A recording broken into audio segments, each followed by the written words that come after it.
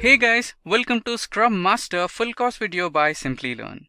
In this video, we'll cover some of the most important concepts related to Scrum. We'll talk about what exactly Scrum is, the components of Scrum process, the role of a Scrum Master, the Scrum methodology, how Scrum meetings work, how Scrum and Kanban are different from one another, and finally, we'll cover some important interview questions that will help you ace your interview. Our instructors, Jeff and Chandra, will help you understand the topics with ease. Before we begin, don't forget to subscribe and click that bell icon to never miss an update from us. Now, let's jump right in. Hi, welcome to Scrum tutorial from Simplilearn. I am CMR Chandra MR, a professional consultant and coach who is certified Scrum Master, PMP, Prince 2 practitioner, ITL 4 managing professional, DevOps and COVID 5.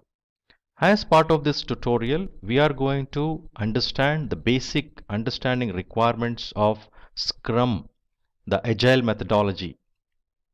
So let us look at a problem scenario. What was there in the absence of adoption of Agile in any given environment? So in the given scenario, there is a problem expressed. So we have a problem. Our consumer doesn't like our product. We will have to make changes immediately. So now, as usual, any manager would respond. The manager says, make the changes. So because it's always the changes or anything what we deliver is in the consumer's interest. So keeping consumers' interest in mind, the value which needs to be created for customers, any changes required to be done in any of our projects involving that consumers and customer, we may require to do the change. So but what is the problem here to do the change? So we can't. We already have started work on last batch. The waterfall model we follow doesn't let changes to be made midway through the process. So is it mean the waterfall model never allows the changes to happen? That is not true 100%. Waterfall model allows us to make changes, but it doesn't allow us to make the changes quickly. So whenever there is a change, it requires a lot of effort. It requires changes in documentation. It asks for the changes in various different implementations which is already done, which is executed already. And then a lot of efforts are involved, which is time consuming. And also it involves more cost. Now, how do we make that change which is required to the customer, and at the same time we don't have any specific additional effort which are required? So these efforts, whatever is being put, is acceptable to both the parties, both the stakeholders, that is the project organization as well as the customer. So how do we make it happen quickly as well? That is very important for us. So we should have used the agile methodologies. So meaning agile methodology helps us to do this. So one of the agile methodologies which we are going to look at as part of this tutorial is Scrum. So let us see how Scrum is going to help the scenario. So scenario of changes which are coming up more frequently, right? Right, so before that, let us understand what is the meaning of agile. What is the meaning of agile, what it means, and why should we adopt agile? So agile means moving faster, being flexible, responding to the changes. Now, agile is a set of methods and practices that focuses on iterative development. Why iterative?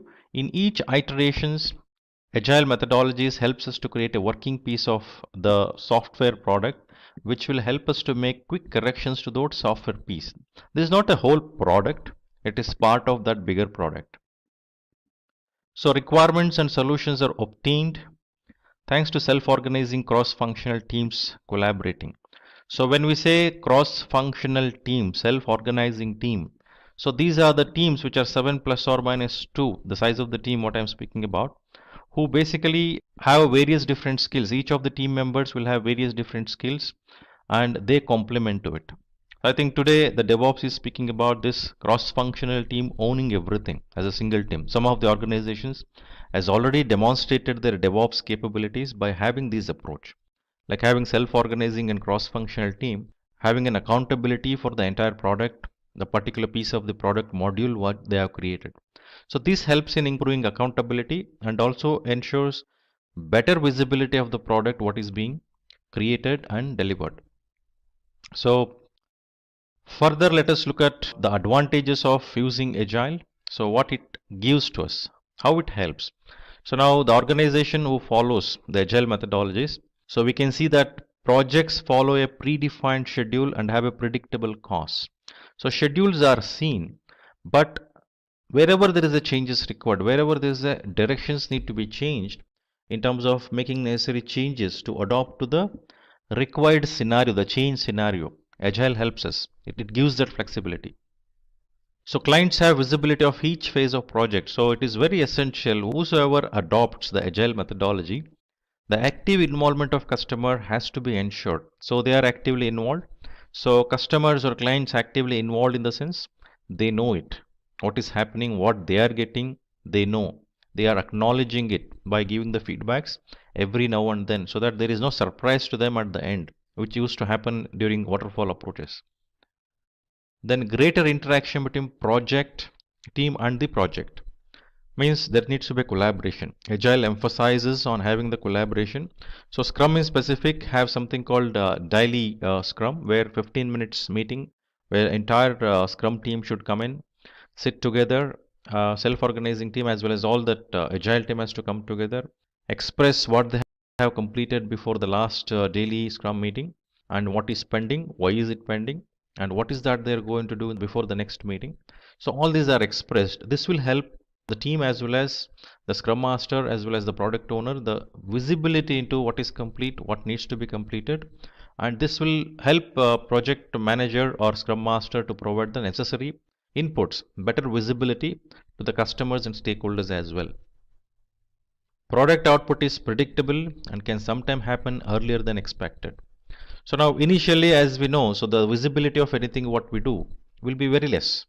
So now as we discuss more and more, as we brainstorm more and more, the visibility into it will become more.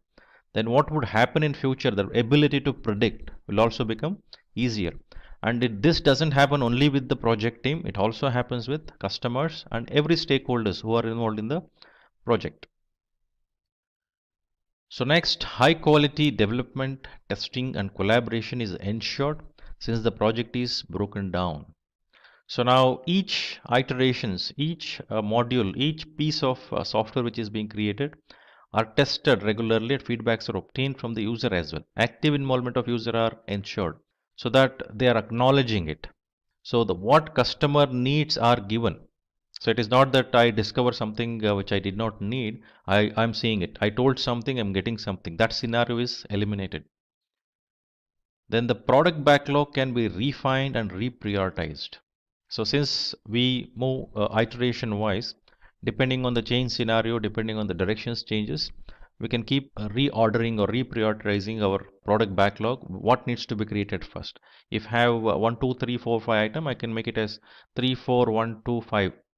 So depending on the change scenario, whenever it needs to be executed, it is a bit flexible and easy to do. Then teams can maximize project value since clients can provide project priority. So as we know, the visibility also increases to the consumer as well as all the stakeholders. They will also express what is that value they have seen from this. And this will also help in making a decision. Should we continue with this project or should we not? So better visibility, better decision making, better value realization. The needs of the customer can be focused on increasing the value delivered.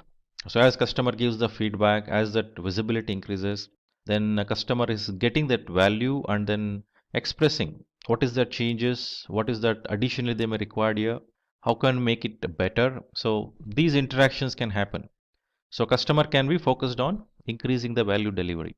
So in fact, I think earlier we used to speak about time to market. Today we are speaking about time to value, which means how quickly the consumers, the users or customers realizes the value. Is that benefit realized? So that's what the more and more discussion which is happening, which requires closer collaboration with consumers and their feedbacks, their experiences with the products or services which are being used by them. It is very essential to understand. So then various different methodologies what we have in Agile, we can speak about Scrum, Kanban, Extreme Programming, that is XP, Lean methodologies, the Crystal. So now in this video tutorial, we are actually focusing on Scrum. So let us understand what is this Scrum is all about, right? So before we go and understand what is the Scrum itself, so let us look at the history of Scrum, where it started, how it started. So right down the line during 1986, the name Scrum is first introduced by the management experts Yukijiro Nonaka and Hirotaka Takuchi. So Japanese. So now this terminology was introduced, but later in 1995, Jeff Sutherland and Ken Schreiber creates the early version of what would become the agile methodologies. So now earlier 1995, so need for agile was sensed and it was spoken about. I mean, why do we need agile methodologies in future? What would be the future organization which would look like? So that would trigger in terms of what kind of approaches we may require to have. So further 2001, the Agile Alliance is founded and first look on Scrum, the agile software development with Scrum is published. So then further down the line 2002 the Scrum Alliance is founded by Weber and certifications are added. Then later 2006 the Scrum Inc is created. The certified Scrum courses are taught. So people started getting certified on Scrum. Then later 2009 scrum.org is created which offers the professionals Scrum series of certifications. Then 2010 the first Scrum guide is published, so which made available to everyone. So from then I think the more and more people start adopting Scrum methodologies. Now interesting part is the journey started from 1980s till 2010, various changes which has happened to this particular methodology. But one thing we should keep in mind is same 20 years back or 15-20 years back if we go, the need for agile was not seen. So it was spoken, but need for agile was not spoken much. But today we are speaking about it more and more. The reason is, I think, the change in the market condition, the increase in the competition, the need of responding to the change which is asked by the consumers or the market variations has become more and more important for organizations and service providers. If they don't respond to the change, they may lose out in the competition. So their survival is at stake. So it is very essential for them to understand these dynamics and respond to those scenarios quickly. So that's where the adoption of Agile, the benefit of adopting Agile were realized and Scrum become popular. So what is Scrum? So let us look at that. So now Scrum is a framework that enables teams to work together. Means collaboration is very important while we become agile. So with Scrum team, one can see and experience. So learning from experiences happens. So those are captured. Self-organize working on problems. So they work together. They discuss, brainstorm, reflect on their victories. Means any achievements has to be celebrated, acknowledged, quick wins recognized, and their losses to improve. So wherever the things doesn't go good, necessary corrections has to be done. I think Scrum approach would help in terms of doing it quicker, better. Then some of the benefits using Scrum would look like team can provide project deliverables and in an efficient manner. So in time, we are completing all the features and functionality. So the entire model, the methodology, what is there, it helps in accomplishing those. Then further, time and money are used efficiently. So time is very important. Giving results in the mentioned schedule is very important. Ensuring results are coming up effectively is important, efficiently, the performance of that products. Now since we are creating those small piece, working piece in every iterations, so that experience of using that would also be there and quick feedbacks will come back so that time and money is saved and we are doing in time. So projects are divided into smaller units called sprint. So the iterations, what I was speaking about, the quick iterations of activities which happens during the adoption of Scrum when organization adopt the Scrum methodology. So it is called a sprint. It's a time boxed iterations which will have a subset of product backlog taken as a sprint backlog, and those users stories and epics are delivered as part of that sprint, and then those are reviewed on a daily basis as part of daily Scrum meeting. And also we have other meetings which will happen when we go and look at Scrum methodology, how this happens. I think we'll get better visibility. Work best for fast moving projects. Now, whenever we need to respond quickly, whenever we want to move faster. Now, remember, when we say moving faster means, it doesn't mean that we can allow any defects to happen. We can ignore something. We cannot do that. We need to ensure everything is taken care. At the same time, all those results what are created has to be acknowledged, right? Confirmed. Yes, it is defect free. So all those which is supposed to be addressed are taken care, and things are moving faster and better, and the results are according to what was actually expressed as a requirement. It is fulfilling those. Then Scrum meetings provide the team great visibility. Since there is a daily Scrum meeting which keeps happening, people speaks about what they have done from the previous daily Scrum, what is that they have accepted, they will complete, and what is complete. Is everything is complete or something is pending? If it is pending, why is that pending? And what is that you are going to do further before the next daily Scrum meeting?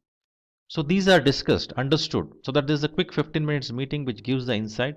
And further, wherever there is a dependency, deviations which occurs, further maybe Scrum Master sit with them separately to understand that in detail. So daily Scrum meetings give the quick insights so that it increases the visibility, what is happening on ground. Constantly involves feedback from clients and customers. As I mentioned earlier while discussing about Agile, active involvement of customer is very essential. So customer should give the feedbacks whenever that working piece of the application or a product is given. So only then whether the product or that module what is created is having that features and functionality which helps in providing necessary requirement fulfillment, is that happening or not. Then making changes based on feedback are very easy because everyone is informed and they are aware of what is being changed and what needs to be changed. Then individual efforts of the team members are given focus. Yes, individual efforts is essential. At the same time, each team member cross skills. We call it a self-organizing team, as I was mentioning earlier. So each team member will have a different skills, different capabilities, and also cross skilling within the team is encouraged, so that the ownership on individuals deliverables and team as a whole working together to deliver some features functionality can also be accomplished, right? Then Scrum team involves product owner, Scrum Master, and then Scrum team. So each of these are different roles having their own objectives to accomplish with the specific directions, and each of these cannot be merged. Like for example, the roles and responsibilities of product owner cannot be given to single individual who is a Scrum Master. So both the roles cannot be given a single individual because it conflicts the objectives of both the roles.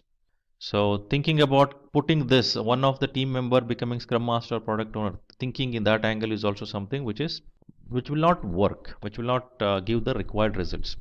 So now what are these roles? What are the responsibilities? Where is the focus of each of the roles? So let us discuss on that. Now when it comes to product owner, so the product owner is primarily responsible for maximizing the ROI by determining the product features, prioritizing it into a list, what needs to be focused on for the next sprint, and constantly reprioritizing and refining it. So the key points what we need to see here is, so one is determining the product features, maximizing the ROI, the second one, and then reprioritizing and refining the product backlog. Now why is that needs to be done? So maximizing ROI in the sense, obviously product owner should closely work with the business and have an insight towards what is that business require, what is that customer require, how it helps customer to accomplish that result, so that it helps the justifying that investment what they're doing with the product's features and functionalities. Then speaking about reprioritizing and refining it, it depends on what features needs to be delivered in what order. So there is already an order which is defined. So based on the change scenario, you can reorder it, and product owner has that ownership and responsibility. So the entire focus is on ensuring the right product backlog, prioritizing it, and also adding that user stories and epics into product backlog, depending on what makes sense to the business. So the Scrum Master, the next role, helps teams learn and apply Scrum to obtain business value. Means Scrum Master closely works with the team. So he or she helps remove impediments. What is impediments? Something which stops to move forward, something which doesn't allow to deliver things the way it is required, something which stops, right? So that needs to be eliminated. That needs to be understood. What are the impediments? So when we say impediments, what are the impediments we can think of? The skills and capabilities of the team. That is one thing. Maybe the testing environment, maybe a process. So many things comes as a bottleneck or impediments which stops things to move smoother forward. So Scrum Master should work on it, identify that, and support team or guide team to overcome those. So protects them from interfaces that helps the team to adopt agile practices. So encouraging team to adopt agile practices and ensuring they demonstrate it and provides the required value as it's move forwards. So since Scrum Master focuses one side in terms of making Scrum team to work, whereas product owner is looking at the entire product backlog and working more closely with the business. So they need to have a good handshake to ensure things go well. But these two roles cannot be merged because since it has a two different angles and two different dynamics, so spending time accomplishing both the things may become very challenging and conflicting. And prioritizing will also be difficult. Then Scrum team is a collection of all the individuals who work together to deliver the requirements of the stakeholders. So self-organizing team, what I was mentioning, what we were discussing earlier. So these teams comes together, each of the team member will have various different capabilities. So they contribute at the individual level and as a team as a whole complement or contribute towards ultimate output and outcome and value what they need to create. And this team should have a clear understanding about the deliverable what is being done. So is that deliverable what features and functionality what they're thinking, is that going to create that value ultimately what is need to be achieved, the requirements fulfillment which needs to be happen to the customers. So they need to have that understanding, the direction should be clear to the team. So there are certain artifacts to look at when it comes to Scrum, so let us look at that. So now we speak about the artifacts which are the components of the Scrum process that can improve transparency and understanding of the work. So there are three artifacts mainly which we call it as product backlog, sprint backlog, then product increment. So let us see what is this one by one. So when I say product backlog, so it consists of list of new features, changes to be made to existing features, the bug fixes, changes to the infrastructure and several other activities that the team needs to deliver to ensure a particular outcome. So this list of product backlogs comes with required features and functionalities what needs to be delivered. So the prioritization of this has to happen in what order what needs to be delivered. So the product backlog is the full list which needs to be delivered as part of this project, and as the project progresses a lot of new backlog item would be added to the product backlog as the dynamics of the particular scenarios keeps changing, so keeps adding reprioritizing additional items to the backlogs are added depending on what are those dynamics. So further looking at a sprint backlog, so sprint refers to that short period of iterations, right? So which team aims to get a given amount of work done. So it helps teams deliver working software in a frequent manner.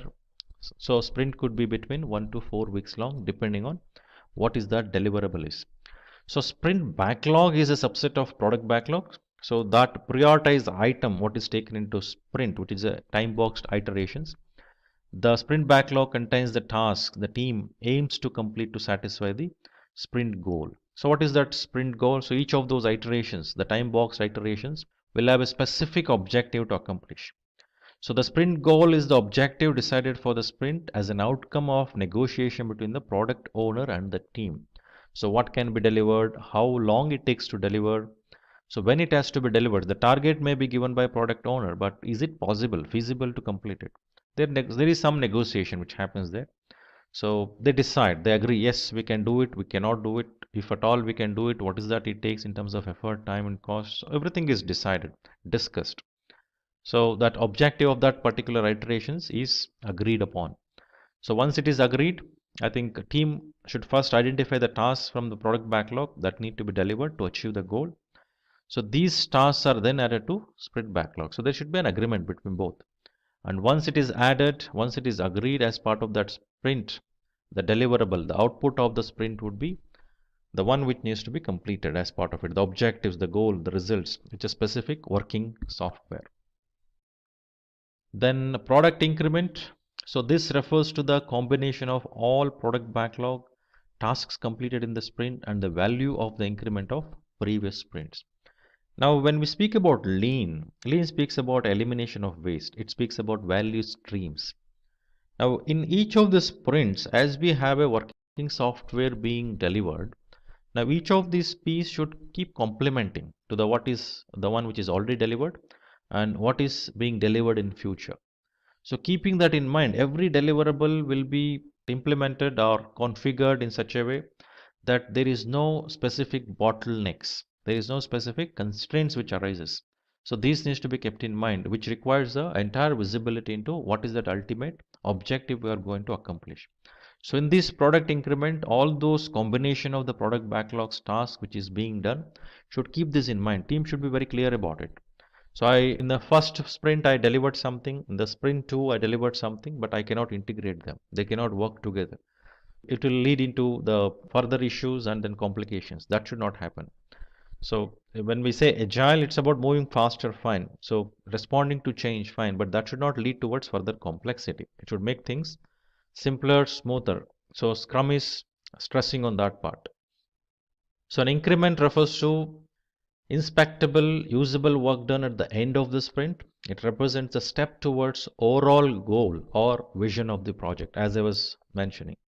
Then the outcome should be in usable condition, even if the product owner doesn't decide to release it.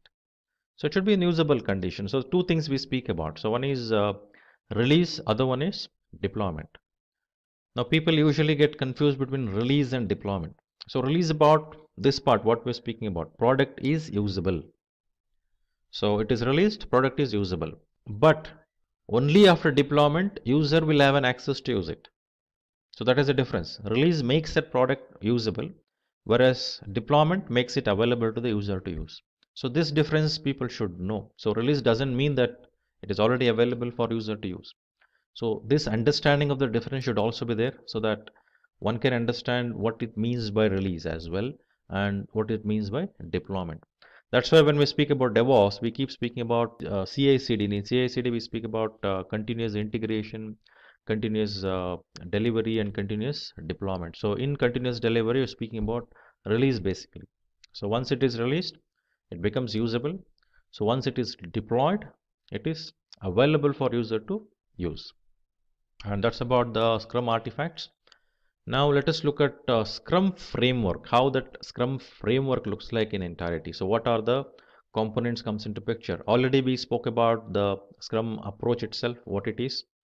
Now we spoke about understanding artifacts. Then we spoke about roles in Scrum, the activities for each of the roles we understood. Now where do we see all of this when we look at a Scrum framework? So that picture let us see. So when we say Scrum framework, already we spoke about the product backlog. We can see that it is in the left side in the beginning. We have a sprint planning. So we spoke about sprint, the time box iterations, and from the product backlog, the items which is moving towards sprint to a specific sprint, what needs to be delivered, which become sprint backlog. Now the backlog items are taken and Scrum team work on it and does a daily Scrum meeting. And once the deliverables of that particular sprint happens, then there is a review on it. Then the increment is delivered, and at the same time that retrospective, what was planned versus what is delivered, that is checked.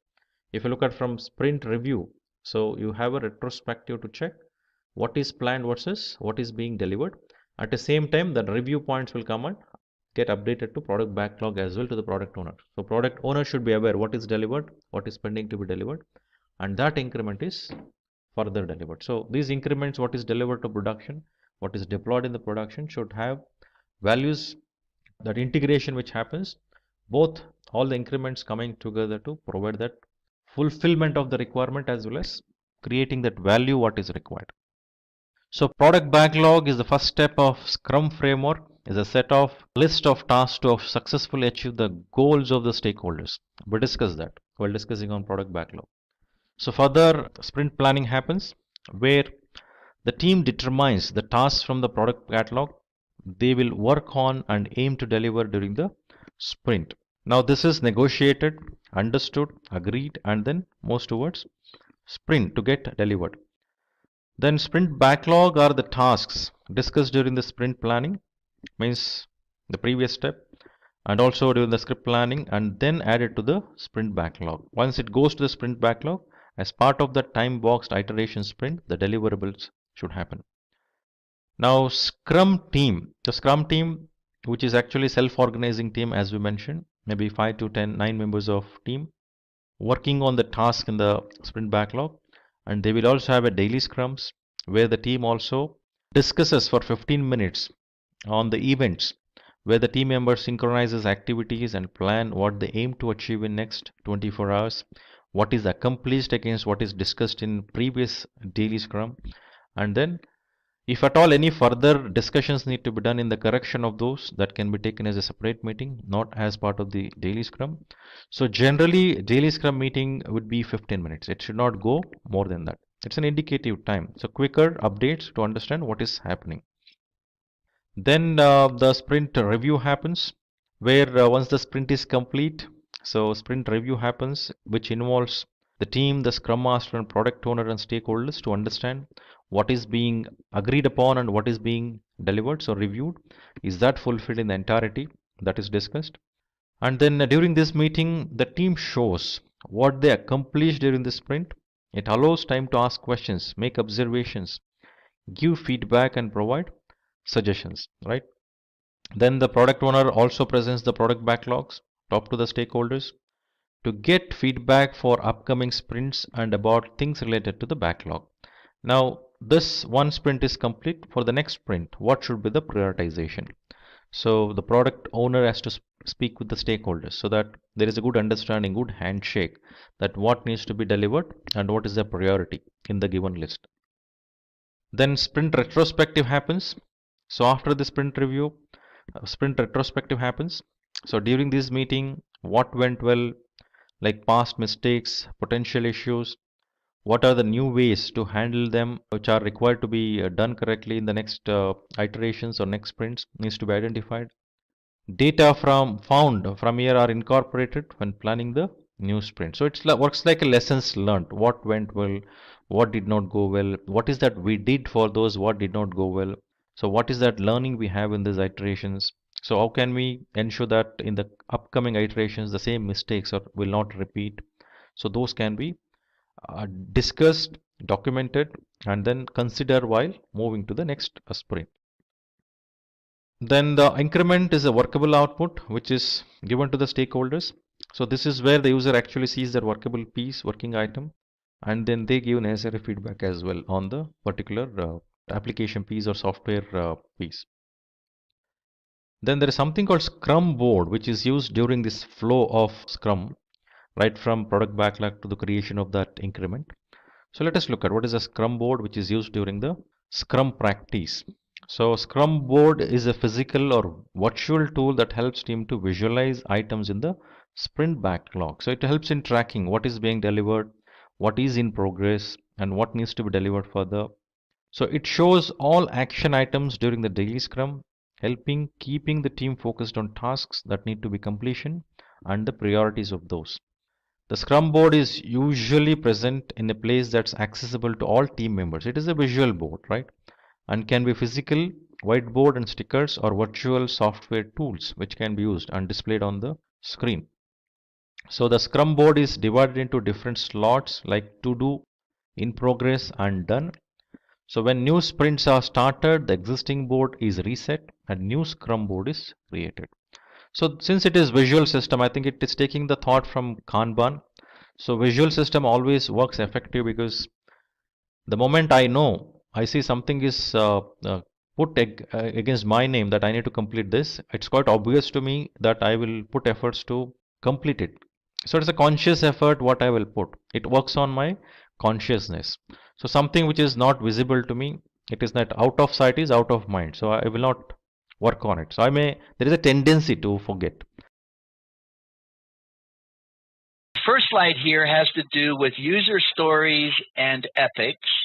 And what I want to do, team, is I want to, before we get into the user stories, I want to go to the whiteboard, and I want to just give you a little bit more information that might help us in organizing our discussion that we're about to embark on here. So a word that is not in our slides is themes. Themes are epics and user stories grouped together. You know, similar epics and user stories grouped together for planning purposes. So an epic is big. You would never do an epic a theme in a sprint. It's too big. So it's used for planning purposes. Below that, I would put epics. Epics are low priority, large user stories, meaning that an epic will eventually have to be disaggregated into multiple user stories. The reason it would be low priority is because if an epic was higher up on the product backlog, it would have to be more detailed. That's when you would break it down. So epics are usually going to live at the lower priority levels of a product backlog, and as user stories are completed and the epic rises in priority, it will eventually be broken down into more manageable user stories. So great big low priority user stories. Then we have user stories themselves. User stories are functions or features that the product owner wants to have developed. A user story turns into working software that provides value to the customer. And the product owner is the customer voice. The product owner is the one who would accept or reject completed user stories. And then there are tasks. And a reminder, when we were talking about the sprint planning meeting, we said the sprint planning meeting is got two parts to it. The first part is selecting all of the user stories that are going to be included in the sprint, and then disaggregating each of those user stories into tasks. That's done in the sprint planning meeting, and then those tasks are the things that are actually then done when the work of the sprint begins. User stories can be estimated in story points or ideal days. Most teams favor story points. They might start with ideal days, but they will then usually end up going to story points. Tasks are estimated in ideal time, which is usually hours. Okay, so now back to our slides. So at the top left, a use case could be an example of a user story. So it's something that the user wants to do and how the system should support it. A use case could be select and pay for items in a catalog. Now that could actually be an epic or maybe a theme, because maybe it would get disaggregated into log on screen, catalog, shopping cart, and checkout. But so the use case could either be a standalone user story, or it could actually be a number of user stories that would result from it. Below that requirement, it could be a functional requirement, a technical task, or even a bug fix. So I'm going to go back to the whiteboard, and a product backlog is going to have a lot of user stories that come from the customer, right? Whatever the customer wants done. But the team may know that it has to do some development work in order for the user stories to even be able to work. You know, there's some system level non-functional requirements that need to be done. And so there could be tech user stories. And then, can you see this low? I can't see your chats, but then there could also be defect user stories. There could even be risk user stories. Now, what could happen is that the product owner ranks these in priority. So this one first, then that one, then that one. And the team says, well, the only thing is that we have to do some development work before we can actually do user story 2. And so what we really need to do is insert that before the second priority user story. And so the priority of the user stories in the product backlog, while it might start with just being, simple functional user stories coming from the product owner, it will evolve until it includes some other things that are also considerations when it comes to priorities, because of successor, predecessor relationships, dependencies, and things like that are considerations.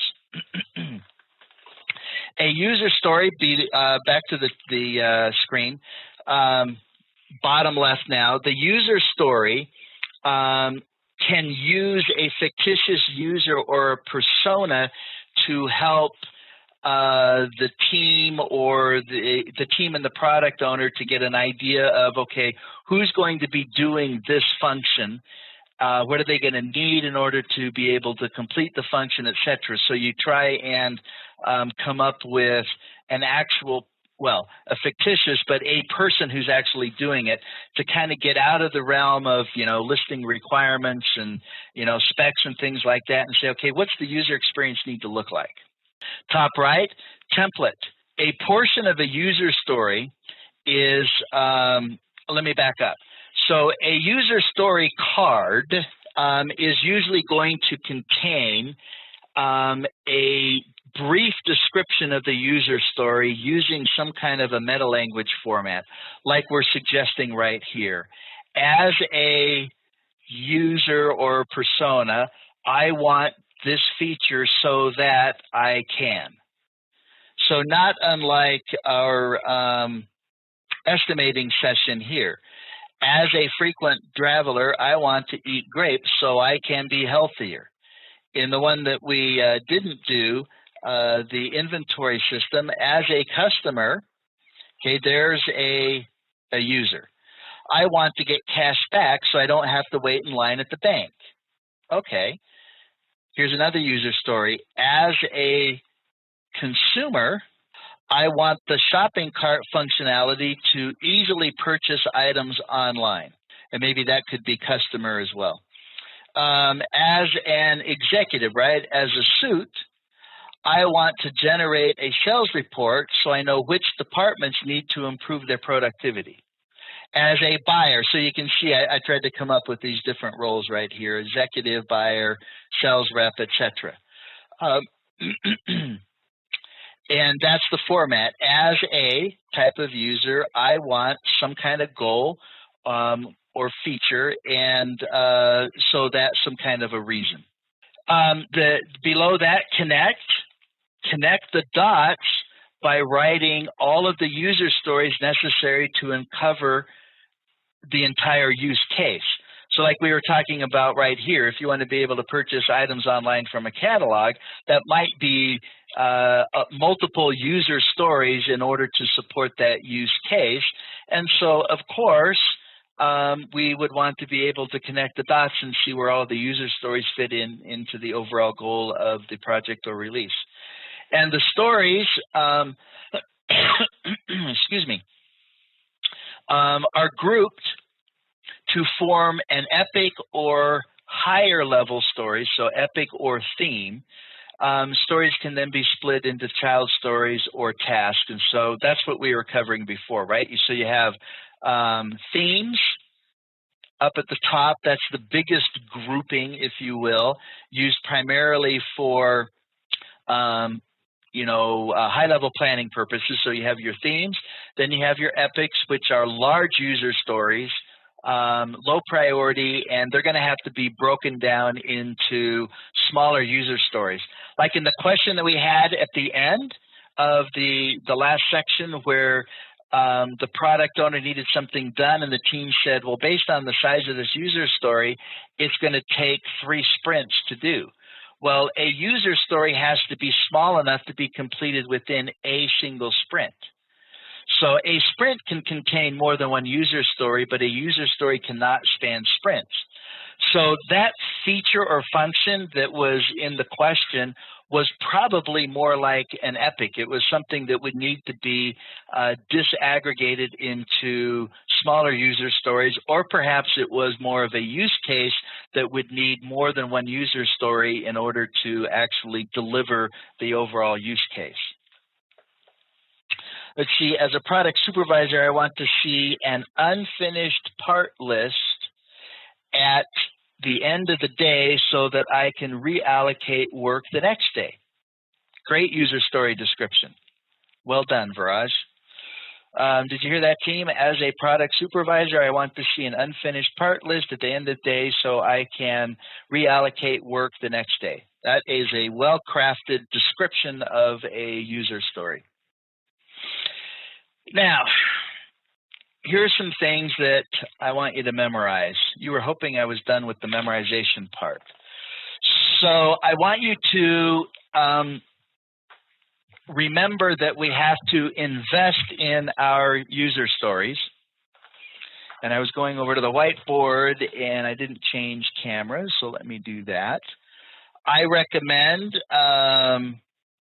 figuring out how you memorize best so that you can,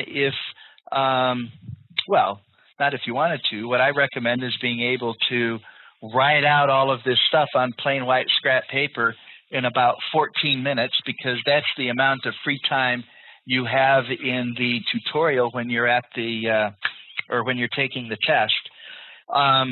Exin does it a little bit different. You maybe won't have a tutorial. The only time you'd have a tutorial is if you were at a center taking a test. Exin has other options, like you can do a paper-based test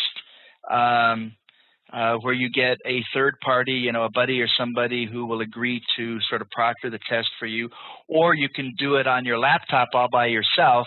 And they have software that watches you while you're taking the test, and they require you to take the laptop and do like a 360 so that they can verify that you don't have any cheat sheets up on the wall or anything like that. But the point is you got to have this memorized, whether you're going to dump it out onto paper or not. When I took the test, I actually did the paper-based option. And that was because of some time constraints, and it was the quickest way to get me into the test. And so I didn't write out any of the stuff I'd memorized, but I had it memorized, and I had it memorized well enough that I could kind of recall it in my mind's eye. Okay, so we're talking about user stories, and you have to invest in your user stories. You know I like memorizing things by creating these charts that have the first letter of the word or phrase that you're memorizing in a separate column. And then I make up a story, that reminds me that I've got to have INVEST. This one is pretty easy. Probably just invest works. So let's go over that. I stands for independent. Independent, meaning that each user story stands on its own.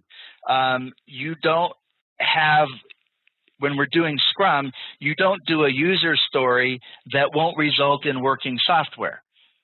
We just talked about the description of user stories, right? So it's a user that needs some kind of functionality for some kind of a reason, and they're all independent. Will they work together? Of course they'll work together if that's a necessity, but if you developed a logon screen, you could demonstrate working software for the login screen. There might be another user story that is, has to do with displaying the catalog and being able to flag or select items that you want to purchase. But there'd be working software for that. Would they work together? Yes, but each user story would complete or result in some kind of working software, and they have to be independent. Negotiable. Negotiable in the way the user story is going to be implemented. The product owner doesn't dictate to the team. The team doesn't say it's only this way and we don't want to hear anything from you. So there are discussions about the size and implementation for each user user story. So the product owner can't make it so detailed that there's no room for discussion and the possibility of, the team coming up with solutions other than what the product owner was attempting to dictate. V stands for valuable, meaning each user story has to create value for the customer or the end user. E, it has to be estimable, as in estimatable, except estimatable is not really a word, it's estimable. And S is for small, has to be small enough to be done in a single sprint. If we're doing 2-week sprints, it has to be able to be done in 2 weeks or less. If we're doing 4-week sprints, it could be a larger user story, but it would still have to be done in 4 weeks or less. And then the last one, the T, is testable. Every user story needs to be testable, and it needs to be testable at 2 levels. Remember our triangle? It needs to be testable at the intrinsic quality level, unit tests, etc., and also testable at the extrinsic level, which is the customer point of view, which is acceptance. So every user story has to be testable. Okay, so that's invest, and so let's add that to our list of things to memorize. Invest. And then the next one we have here is the 3 C's of a user story. So the first C, team, is card. So user stories should be able to be written on a 4 by 6 inch index card or some media similar to that. Card. The second C is conversation. The user story card is the item that is used for the team and the product owner to talk and discuss in order to make sure that the product owner and the team are on the same page when it comes to what is actually supposed to be developed and what it's supposed to look like at the end, which leads us to the third one, which is confirmation. Each user story essentially has to have acceptance tests in it itself. So card 4 by 6, conversation, that's the starting point. That's where the team and the product owner discuss, and then eventually there will be acceptance tests included on the user story card in order to be used during the sprint review to assure that it's acceptable, that there's confirmation. Okay, so let's add that to the memorization list. So 3 C's. All right, now I've got an example here of a user story card. So we're looking right here. And if you were to go out on the internet and search user story cards, they would be similar. There would be some differences, of course.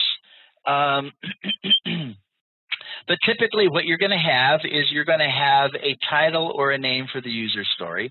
And then there's going to be some kind of unique identifier, like user story 321. Then there will be the description like we just talked about. As a librarian, I want to have the facility of searching a book by different criteria so that I will save time while serving a customer. Then there might be some other descriptive words or links to other information that might be necessary. And then there would be acceptance criteria or tests. Sometimes these get included on the back of the card, but the point is that they are on the card rather. Then there will be an estimate of size. It could be ideal days or story points. As I mentioned, most teams do story points. That's more likely what you'll be tested on as opposed to ideal days. But, we'll cover both so you understand the differences. There's probably, it's not listed here, but there's probably going to be a value point assignment. This is where the product owner kind of determines in a relative way the value of the stories. Just like we were doing in planning poker, the product owner might say, well, this story is twice as valuable as this other one, comparing them together. And this is what these value points are what's used to prioritize the user stories. That's supposed to be a V, as in value points. And then typically there's also going to be a indication. Sometimes it's just by colors. It could be words that has to do with, you know, where the story came from. Did it come from the customer? That would be considered a functional requirement. If it came from the team, that would be from the technical domain. I'm trying to write where from. You know, it's not me, team, it's the mouse. Clearly, it's hard to do that. That's from, where from. Here it's got customer, tech. You could also have defect. You could maybe have risk. And then there's also going to be an X factor, which would be some kind of word, probably like stable, erratic, incomplete, something like that, to so that the team is designating the user story in respect to the amount of uncertainty or risk that's associated with that user story. And because all of that's a part of the story, right? The story is going to be turned into working software. There may need to be some efforts to actually figure out how to actually do that user story. So that's the X factor. Over to the right here on the same chart, we have some comments about if you are using a software package, excuse me, like Trello or Jira or something like that, excuse me, the user story cards will generally be able to contain more information using, you know, dynamic links and things like that. Could even include things like responsible team member, or depending on how you're doing it, you would break the user story down into tasks, and you might have team members assigned to various tasks for the user story. Okay, so that's typically what a user story card is like. Sometimes they're cards, sometimes they're like on sticky notes, and they're put up on a Kanban board if you're using Kanban to track the project. If you have a story that is too large to be completed in a sprint, it's going to have to be subdivided, or we call it disaggregation, into smaller user stories. And there's 3 ways that we're proposing here that you could go about doing that. You could split it based on operational boundaries. For example, as an operator, one needs to manage reservations, which could be split. For example, there could be one portion that is that has to do with making a reservation, another one that has to do with modifying it, and yet another one that has to do with canceling it. So that could be split into, in this construct here, 3 separate user stories. You could also separate based on exceptions or cross-cutting concerns. For example, in the beginning, develop only one main path, like accept repayment for a loan. Then address exceptions, like what if a person overpays? Then come up with a user story that recognizes that and processes a refund, and or gives the option of allocating the overpayment to a future payment or something like that. And then also adds on other concerns like the check access restrictions or record name of operator. So maybe, you know, when you're working on accepting payments or processing refunds, it's going to check on who the operator is, or track that, so that if at a later time, you know, who was it that gave this refund here? Well, you could look and see, you know, okay, the operator's name was recorded. Or maybe you put some restrictions so that maybe not everybody is allowed to do a refund. And so you would have levels of users that have different privileges. Okay, and then down at the bottom, split based on data boundaries. For an example, as an accountant, one needs to enter balance sheet information, which could then be split into summary information and separately receivable details, or maybe you could have AP, so you could have different portions of the overall balance sheet activities that need to be done. So enter AR, enter AP, etc. Make sense? So just to kind of prompt you, give you some ideas about what to do in a Scrum project if you have the scenario arise where a user story is being estimated by the team and it won't fit into a sprint. It's too big. Now, when it comes to determining value for user stories, this is primarily owned by the product owner, right? And it always comes back to money, but money, the value can be looked at from different points of view. So new revenue, obviously, getting new customers and having them buy stuff. Well, below that, there's another consideration, incremental revenue. So somebody's in the process of placing an order, maybe there are some premium features that could be add-ons at that point in time, or maybe added later on. So you have an existing customer who actually buys more of or enhanced parts of the existing thing they already purchased or are in the process of purchasing. Retained value. So this is retaining customers so that they don't go to a competitor. And then the bottom one is operational efficiency. How could things be done to speed up the process of whatever it is so that the cost of delivering the product is reduced?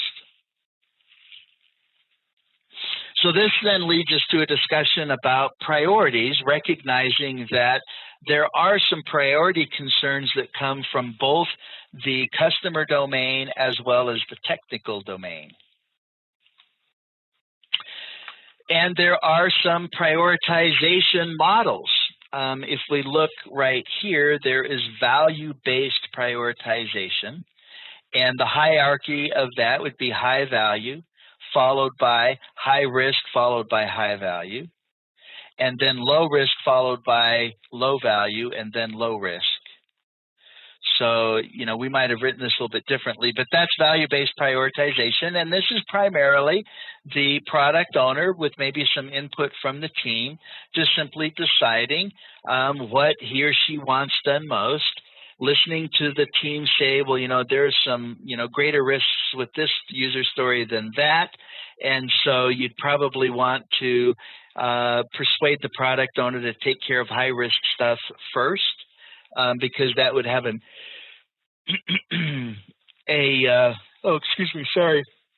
impact on the future things that need to be done.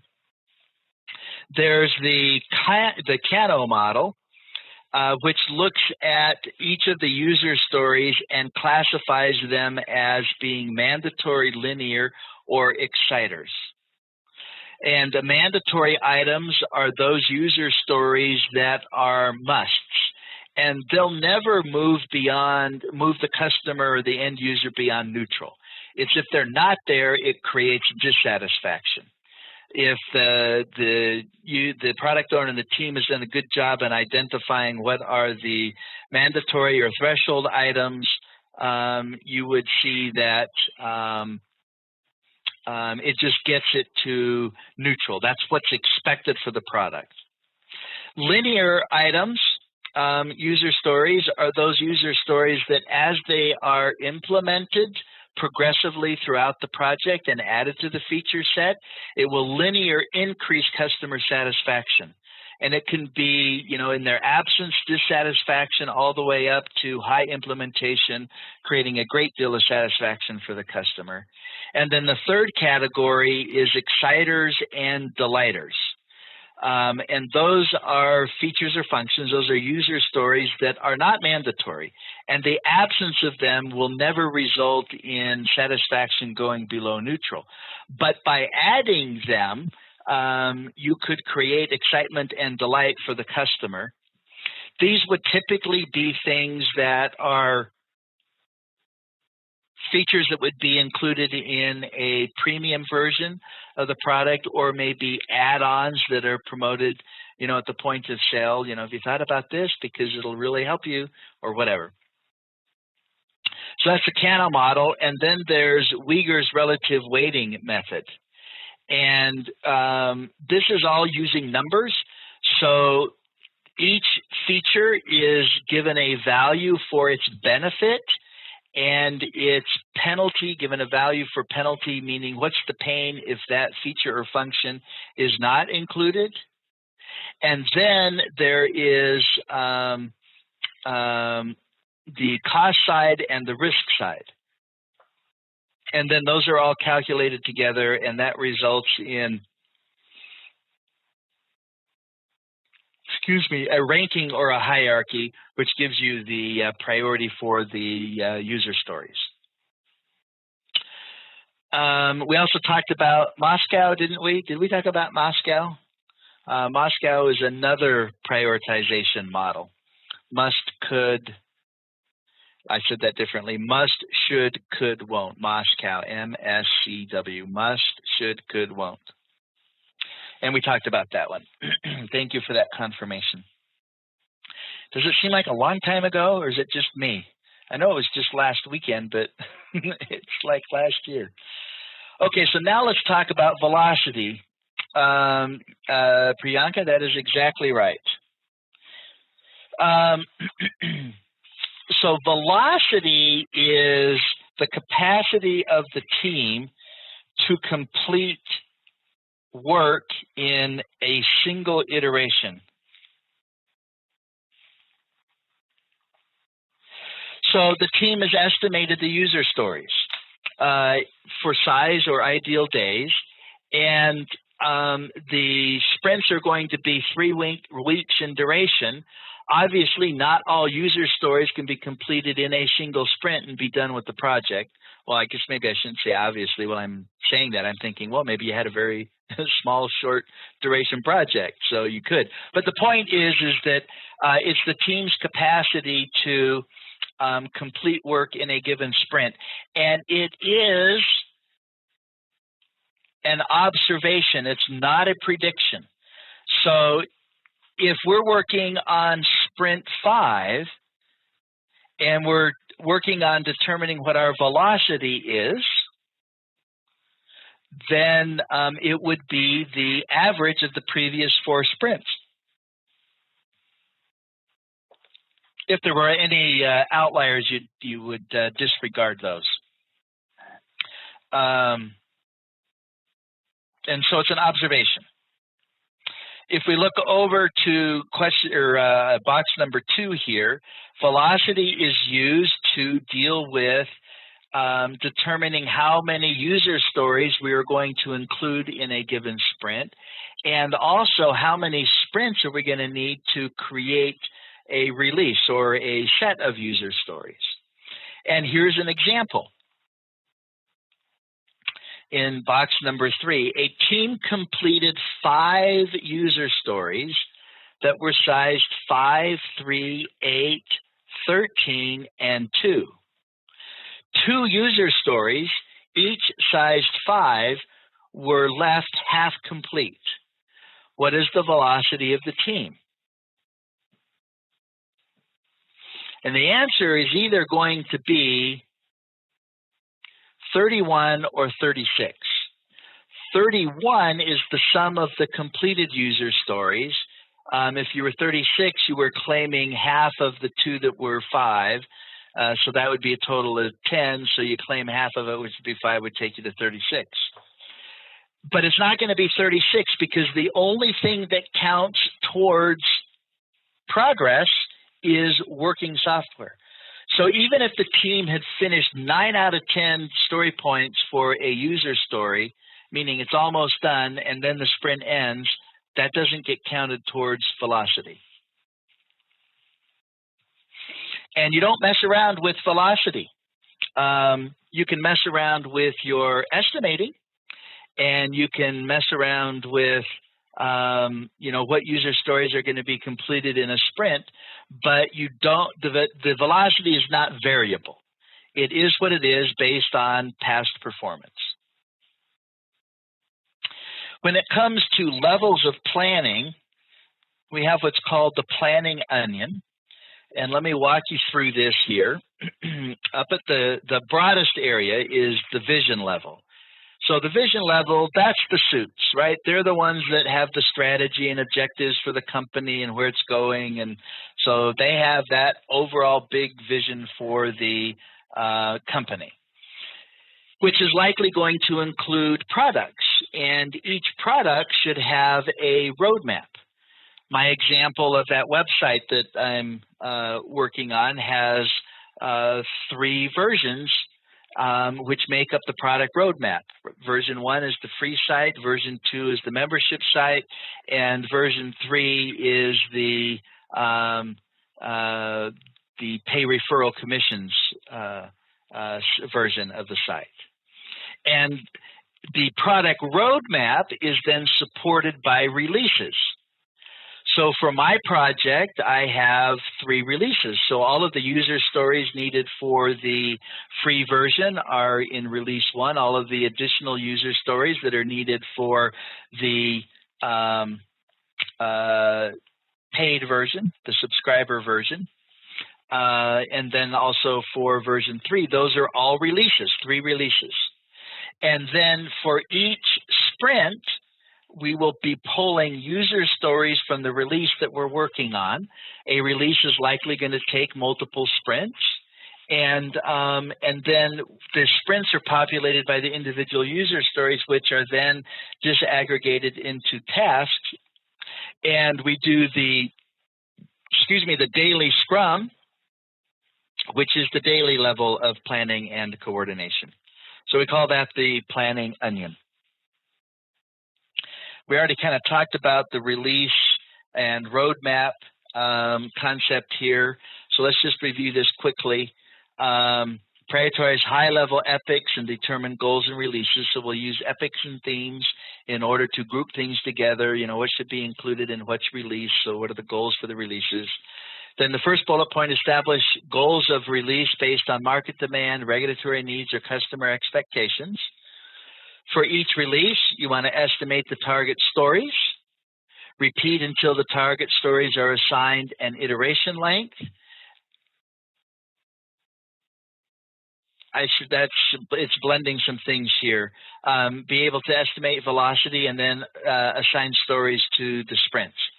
So we keep estimating the user stories and we keep organizing that until we can do that. We can come up with an iteration length, a sprint length, and then figure out what our velocity for each sprint is, and then assign stories to the sprints.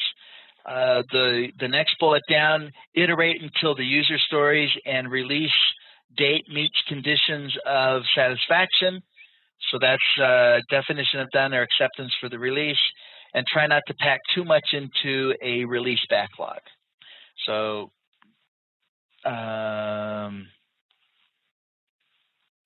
just like you would not want to pack too many user stories into a sprint. You want to have the timelines appropriate and what are included in the events make sense. Okay, so here's a bit more about release planning on this slide here. You've got the product backlog here on the left, and then we might come up with a release plan, which could be flipped and could be looked at horizontally. And you probably plan about 3 releases in advance, or at least you're doing more of the detailed planning on that. because things are going to emerge when we do, sprint 1 that's going to help in sprint 2, and things that happen in sprints 1 and 2 that are going to help release 3. And then you've got, your subsequent releases where we're just doing very high-level planning. It's called rolling wave planning, where we do detailed planning for things in the future in tandem with doing high-level planning for things in the future. Did I say that right? Detailed planning for things in the near term in tandem with high-level planning for things in the future. And we talked about deciding as late as possible, I believe, meaning that it's better to actually plan the later releases for purposes of making sure we have more information, the most information available. Okay, so estimation. Let's start at the top left. The principles behind estimation. Understand the cone of uncertainty, which is an estimate or best guess to begin with, and then progressively becomes more accurate. In fact, let's just take a break and look at the cone of uncertainty. So at the very beginning of a project, there's going to be a high level of uncertainty. If I were to draw this chart, I would make it a little bit more like this. So clearly, you're going to de-risk the project as early as you can, and then eventually all risk disappears when the project is done. Risk is uncertainty. Okay, below that, the only estimate that matters is the one given by the team. Supported by this comment here, nothing is impossible for the one who doesn't have to do it. So the product owner is like, team, come on, you can do this. The team's like, no, we know what our velocity is. No, the product owner says, I'm telling you, there's no way that can't be done. I know you can do it. I trust you. I believe in you. But the product owner doesn't have to do the work. Okay, top right, overestimation and underestimation is always going to be an issue that we deal with. It's more likely that we will underestimate than overestimate. And by looking at our velocity from iteration or sprint to sprint, there could be some information that is showing us that we're underestimating, for example, meaning we're thinking the user stories are smaller than they are, and that we can get, a certain number done in a sprint, and then there's a fail. Well, that would mean then that would be discussed during the retrospective, and then we would do something different going forward, which might include doing some re-estimating. Scrum estimating is not necessarily more difficult. However, Scrum exposes bad estimates sooner, which is a good thing. When we were doing our planning poker, you could see that the first time as a team, we didn't know each other. We didn't know everybody's thoughts and concerns. And those kinds of things, get shared and absorbed as a project goes on. And so there's a higher awareness of that. So what we would say is that using estimation techniques, Scrum estimation techniques, might be more inaccurate at the beginning of a project, but they will quickly become very accurate as the project advances forward. Let's see, there's a question here. Can velocity be increased over a period of time for the project? Yes, it can. Now, it's not that it will increase if the team is learning how to work together better and better.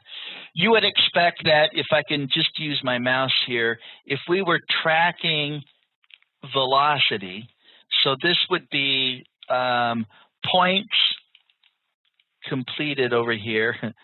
Let me just do PTS for points. And down here is time.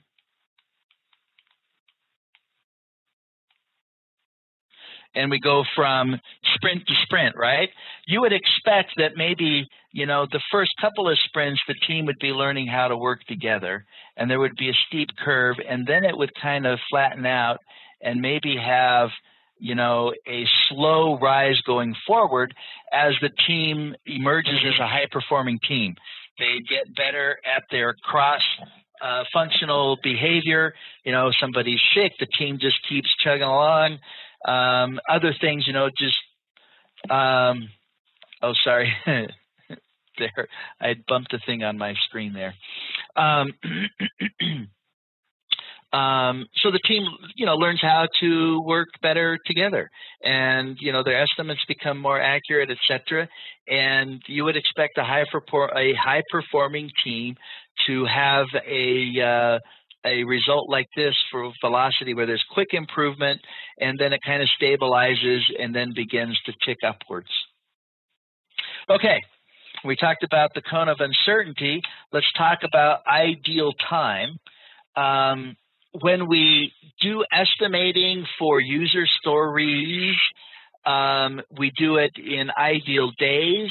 When we do estimating for tasks, we do it in ideal time, which means hours.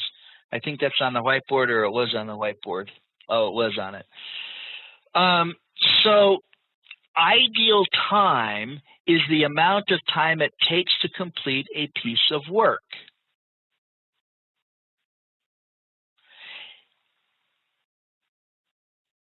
But that's based on the notion that the team member or members are available to do just the work with no distractions or anything at all.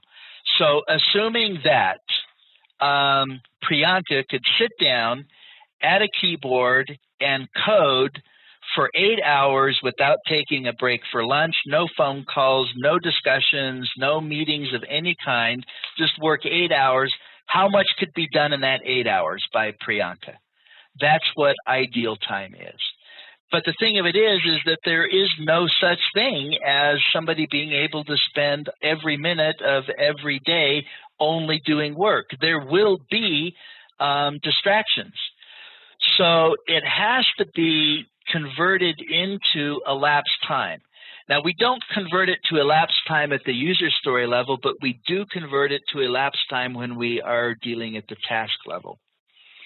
And what that looks like is, for each team member, you're going to have to do it separately, because some team members have more distractions than others. Some might have other duties that pull them away.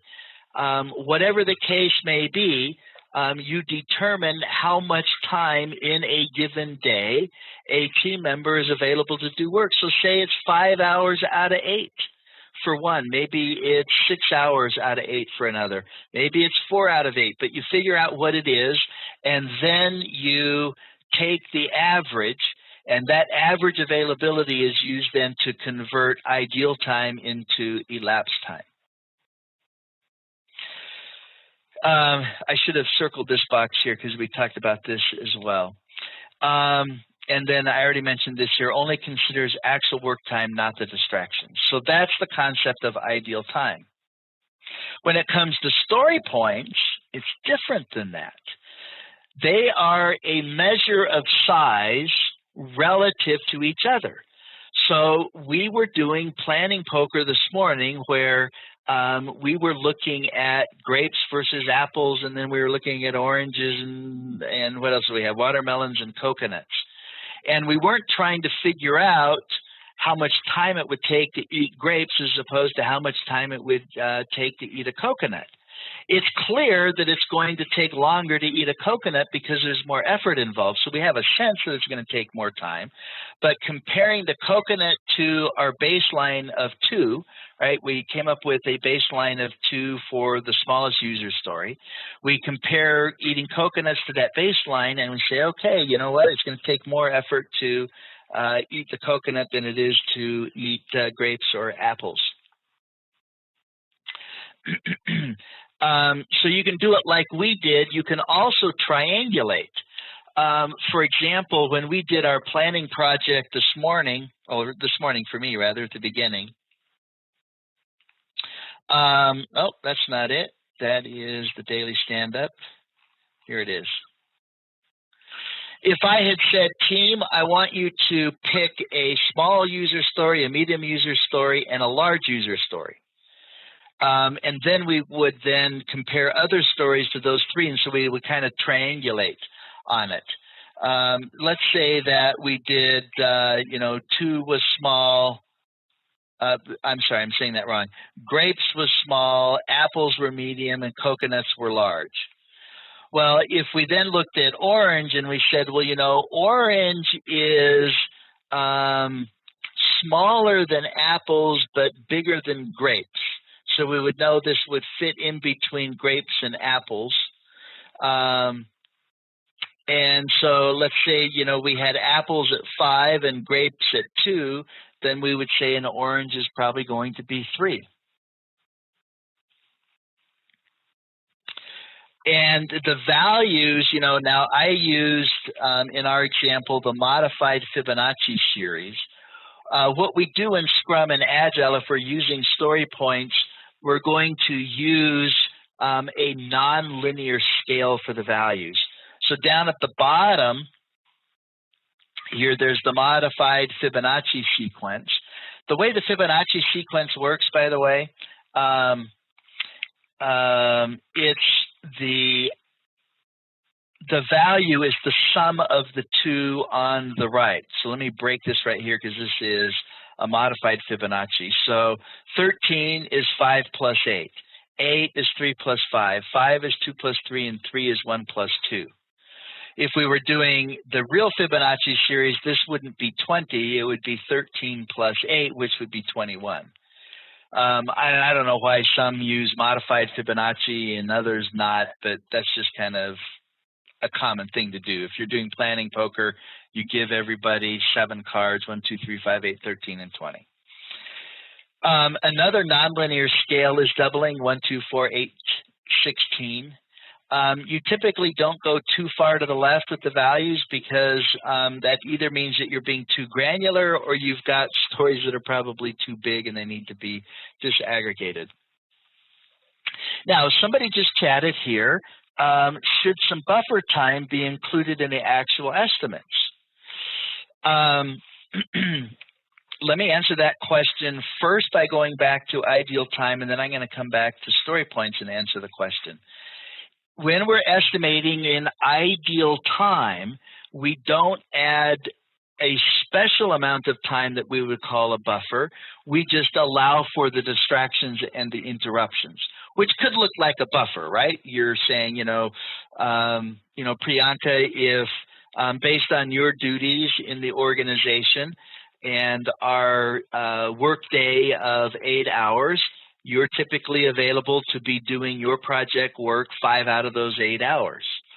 So when we are converting ideal time to elapsed time, we will be building in extra time based on distractions and interruptions. We would not call it a buffer, but that's essentially what we're doing. Now, when it comes to user stories that we're using story points, it is different. The points are for the entire amount of the work. And why might we need to have some extra time for a user story? Well, it's likely going to be driven by uncertainty. There might be other things that impact it, but that's the main thing. Sorry, team. So when the team is estimating the size of the user story, they will be including in their discussion and estimates any extra time or buffer time that would be needed for that user story to be completed. So do we accommodate uncertainty when we're using story points? Yes, we're looking at the X factor, and if we've got an unstable user story, then we're probably going to say, this is going to be a bigger user story than one that's similar but has a much lesser level of uncertainty. So that's the story points. Let's compare the two. Ideal time uses things like hours and days, which is easier to explain outside the team, right? The suits like things in days and hours. Everybody's estimate may be different, not a bad thing. It's easier to do at the beginning because we're oriented to think about time. And it does kind of shine a light on wasted time.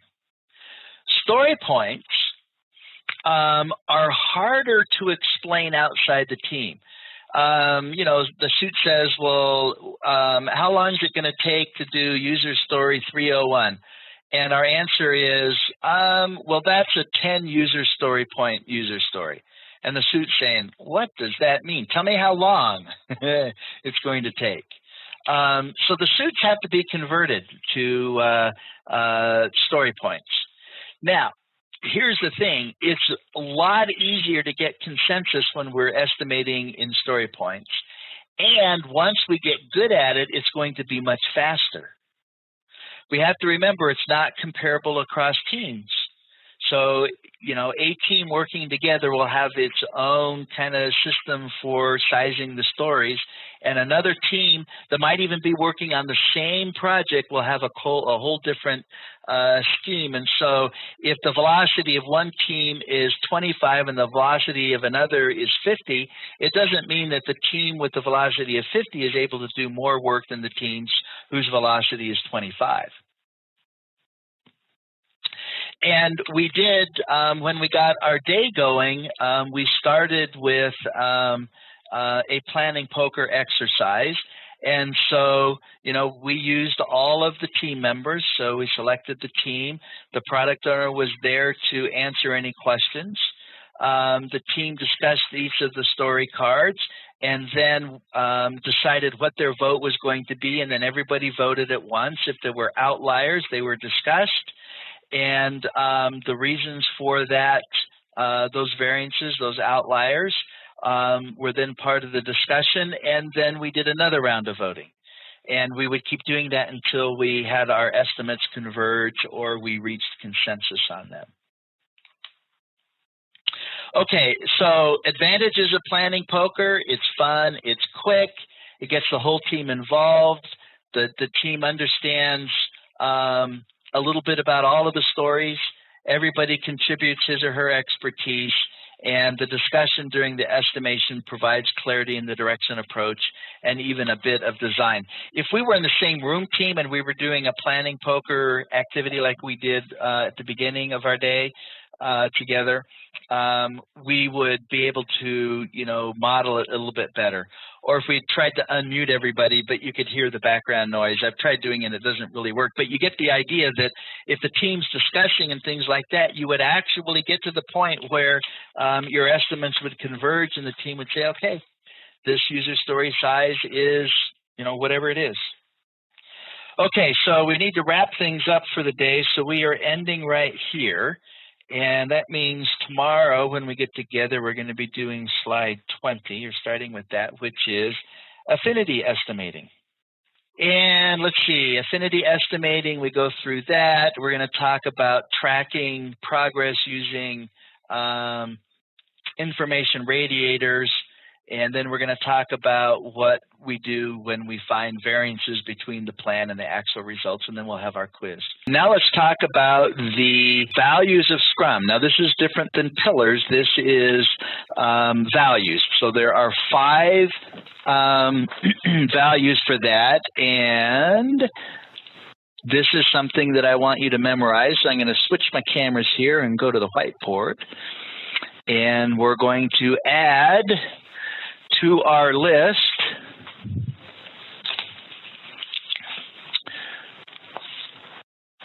oh, wrong color. You can tell I'm a project manager because that would bother me. So the 5 values of Scrum, and there's an acronym. You can see that on the screen, right? C-Force.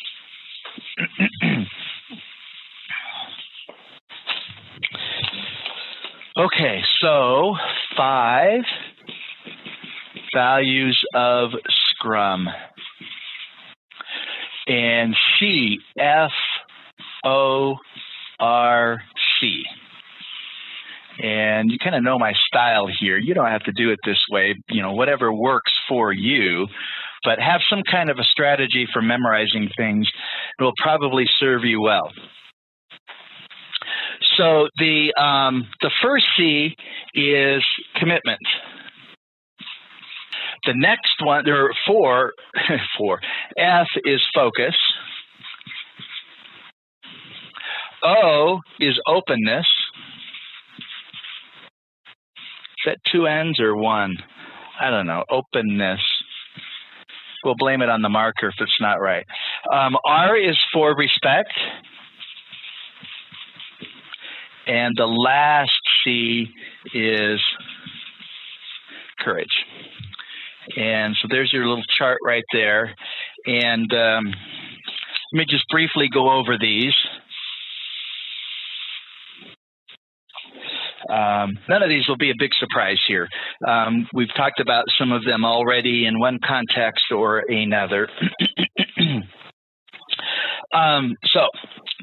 For commitment, that means the team is going to commit to deliver value to the customer. They're on board, there's the buy-in, all of that's there. Focus, the team is going to focus on the few important things at a time. So we're going to do time boxing. We're not going to do things broadly, specifically focus on a few things at a time. O is openness. That's analogous to the T, transparency, and the pillars, meaning we're going to be completely open in sharing information about the project, our own opinions, our fears, our concerns, etc. R stands for respect, and that's kind of a 360 view. We respect ourselves, we respect others, we respect the concepts that we are using as part of Scrum, and and we respect the other stakeholders as well, 360. And the last C stands for courage, and that's the courage to make commitments even when we're in an uncertain environment. Courage to deal with fear that comes from a failure, courage to share disagreements openly yet respectfully, courage to participate in debating technical approaches, etc. Okay, so now let's go to the Scrum Lifecycle chart, and what I want to do is I want to elaborate on this just a little bit.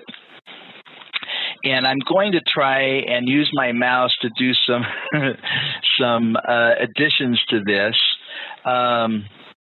First of all, we have the product backlog. The product backlog has to be kept current, and we call that grooming. Grooming is adding user stories and removing user stories from the product backlog. Product backlog is the scope of the project. The product owner owns that. The team assists in that effort. Related to grooming is pruning. Pruning the backlog is prioritizing and reprioritizing. So the product backlog is pruned and groomed regularly throughout the course of the project. Now, there is a meeting that takes place right here, which is called the Sprint Planning Meeting. Can I just do SP here? Sprint Planning Meeting. Okay, that is one of the ceremonies or events that takes place in Scrum. In the Sprint Planning Meeting, it is a time-boxed event, and it is time-boxed to 2 hours for each week of the sprint. So in our example here, we have a 30-day sprint. So if we have a 4-week sprint, then our sprint planning meeting will be 8 hours in duration. And two things happen during the sprint planning meeting. The user stories that are going to be included in the sprint are selected, right? They're put into the sprint backlog, which is a subset of the product backlog containing the user stories that are going to be completed during the sprint. And the second thing that happens during the sprint planning meeting is the selected user stories are then disaggregated into tasks and estimated. Once that's done, then the work of the sprint begins. There will be a daily scrum like we did at the beginning of our workday together as our team. And then at the end of the work of the sprint, there will be the sprint review. The sprint review meeting or ceremony is also time-boxed, and it is time-boxed to 1 hour for each week of the sprint. So if we're doing a 4-week sprint, the sprint review meeting would be 4 hours in length. The primary purpose of the review is to showcase and demo the software and get feedback from relevant stakeholders and allow the product owner to say, I accept or I reject the work that has been done. Then, after that, is the sprint retrospective. Now, this is where the team asks and answers 3 questions. What went well, what did not go well, and what are we going to do different going forward regarding the previous sprint that was just completed and the ones that is just coming up. And then the sprint itself will result in working software or value for the customer. And then, of course, everything goes back and repeats for as many sprints as necessary to complete the scope of the project. Let's see. I see a chat here. How similar or different is the product backlog to SRS, Software Requirement Specs document, which is widely used in projects? It's different. And if you will hang on to that question, we're going to have a discussion later on about user stories, and that will help you understand the differences. And we'll get into the user stories that come from the customer and user stories that come from the tech domain, and that will help answer your question. So you okay hanging on to that? Okay, great. Thanks. Okay, so a little bit more detailed view of the Scrum project lifecycle. Now let's talk about a couple other things here.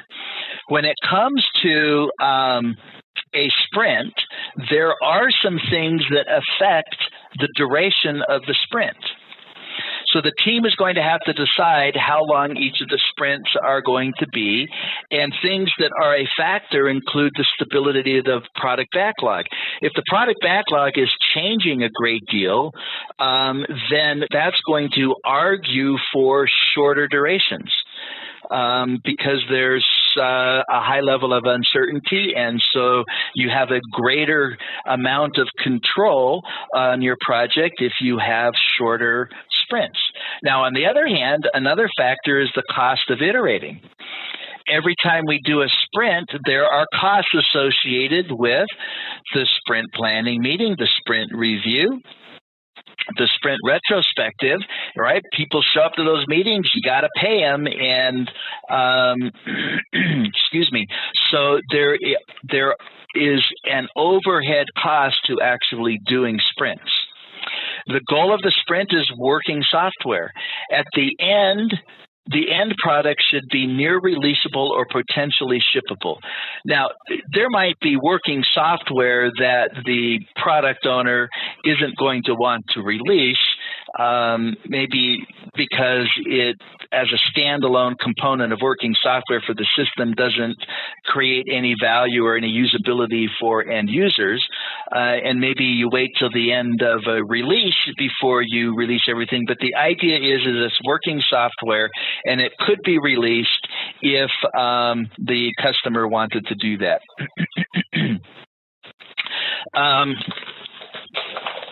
Sorry, I just dropped something. I see a question there. I will circle back to your question in just a sec. The sprint duration and deliverables do not change once the team has committed. This is another one of those things that has to be viewed as absolute when we're doing Scrum. So if we say that we're going to do a 2-week sprint and we select 5 user stories based on our velocity or capacity. Once that decision has been made, the duration of the sprint does not change, and we do not add or remove any user stories. Now, it could be possible for the product owner to cancel a sprint, but that would be extreme. That would be because there is such a major change to the product backlog that the work of the current sprint is going to be completely irrelevant. You don't change the sprint, you cancel the sprint. And then the bottom one here, the sprint begins with planning and ends with review and a retrospective. And there was a question here, are there any issues with combining the retrospective and the planning ceremonies? And the answer to that is yes. Now, could they be combined depending on the environment? The answer is yes. And the way we would arrive at whether or not it would make sense is who's going to be participating. But they would be separate agendas. So the agenda for the retrospective is what went well, what did not go well, what are we going to do different? And the mandatory participants for that meeting are the team, the Scrum team. Is the Scrum Master going to be there? Likely as a facilitator. Is the product owner going to be there? Maybe, maybe not. If the product owner is there, the product owner could maybe answer questions and help clarify. But the product owner does not weigh in on what went well, what did not go well, and what are we going to do differently. That is all owned by the team. In the planning meeting, the product owner has to be there, and the product owner is the main driver of that meeting. The product owner is talking about or dealing with the priority of the user stories. The team's weighing in. Maybe there's some dependencies that need to be considered, but the product owner has to make the hard decisions with regards to what's going to be done in the next sprint based on the constraints from the team, like velocity and technology and sequencing and things like that. So I kind of answered that from a real-world point of view. Yes, it could be. It's not desirable. On the test, they are completely separate. Did I get you there? I'll keep my eye on the chat box, make sure I got that answered well enough for you, and let's move ahead. Okay, the sprint planning meeting. This is looking right down here. This is conducted at the beginning of a new sprint. It's attended by the team, the product owner, and the Scrum Master. And there are 2 approaches to deciding what's going to be included in the sprint. It can be based on commitment, and it can also be based on velocity. And the goal here is to get team buy-in, make sure that there is clarity between the team and the product owner as to what the definition of done looks like for the user stories that are going to be included in the sprint. And, of course, it should be realistic and achievable. And, there can be a little bit of an issue where you've got, a well-meaning product owner that's driving really hard, and the team says, we can do these sprints, and the product owner is saying, no, come on, you got to do at least one more. I got to have this one in this sprint. You could get a question like that, and it might be, what would the Scrum Master do if you had a dominant product owner that's trying to persuade the team to do more than the team thinks it can do? And that's where the Scrum Master comes in. The Scrum Master plays the role of the mentor, the coach, and, assisting in the resolution of those kinds of issues without deciding.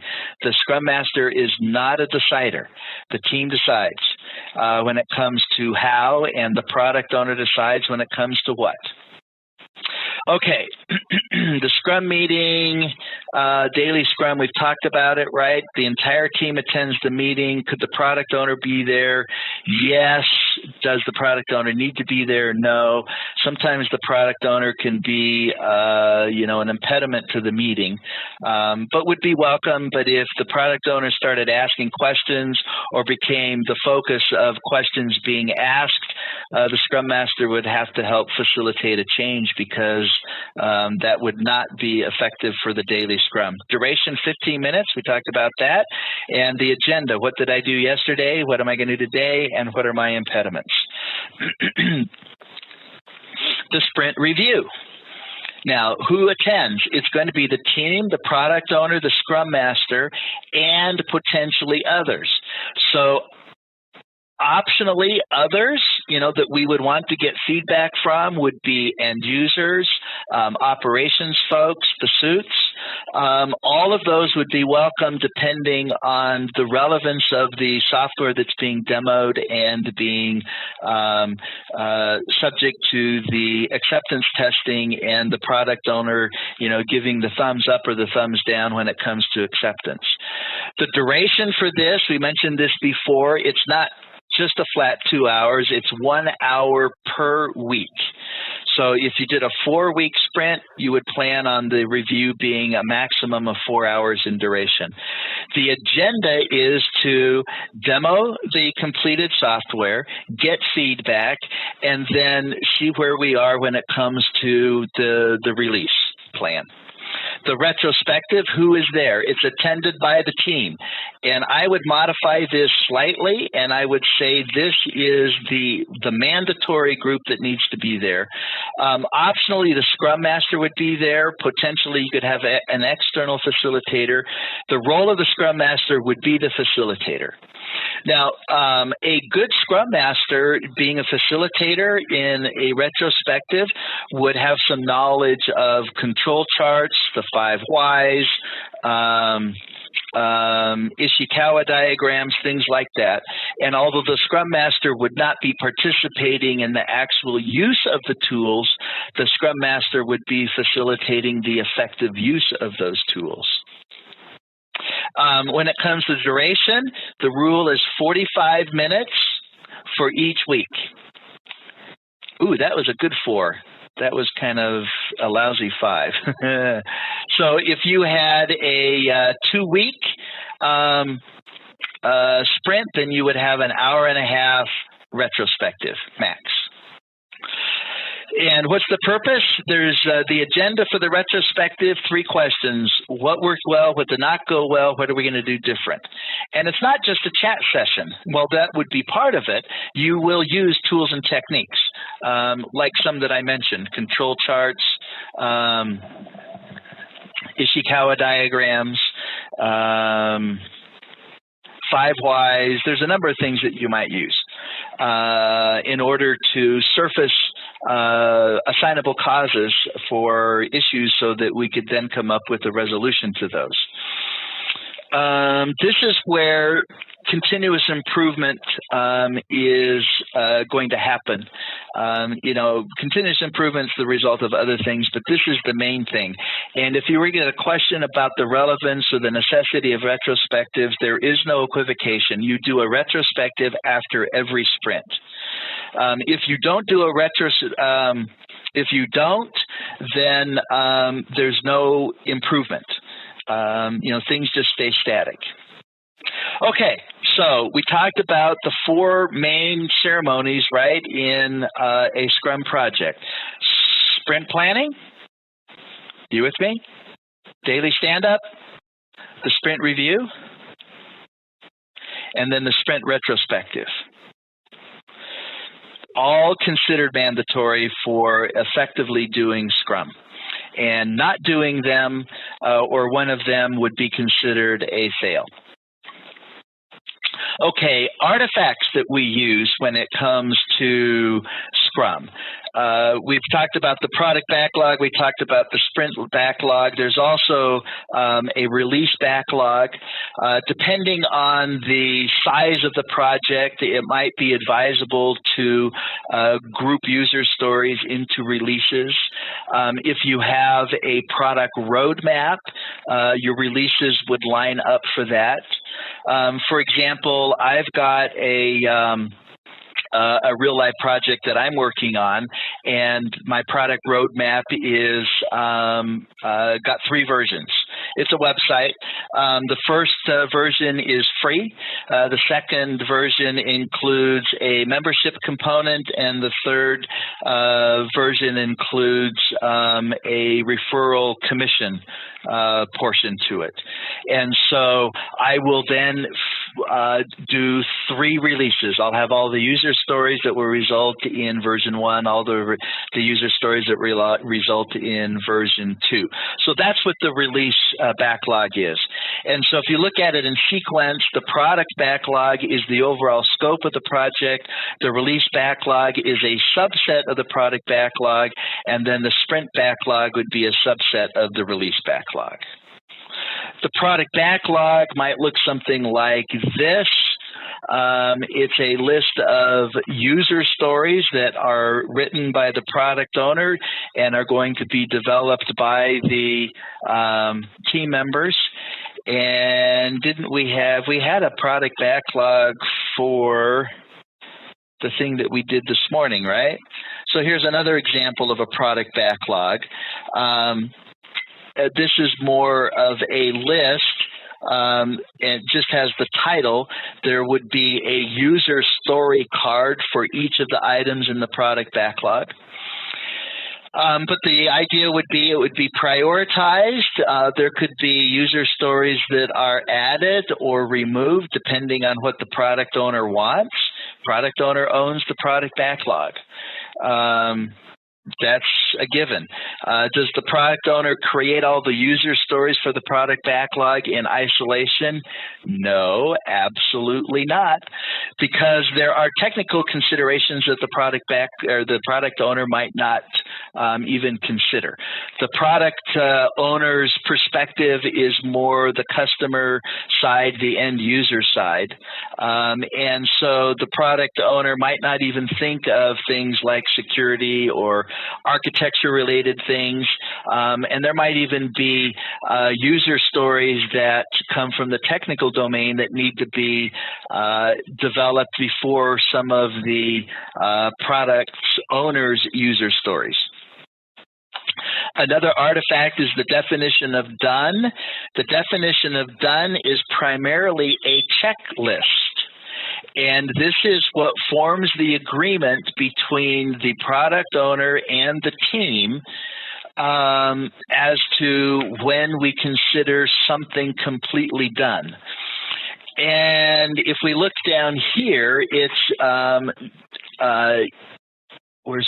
looking for my cursor. It says here, it's usually prepared by the Scrum Master in consultation with the team. That is, I would modify this slightly. The definition of done is really driven by the team. The Scrum Master is never a decision maker. If you have a Scrum Master that's saying we have to have this in the definition of done, then that's an infringement on the empowerment of the team. I agree that the Scrum Master is a part of the effort to develop the definition of done, but I would kind of flip that. The Scrum Master is the facilitator. It's the team that still owns that.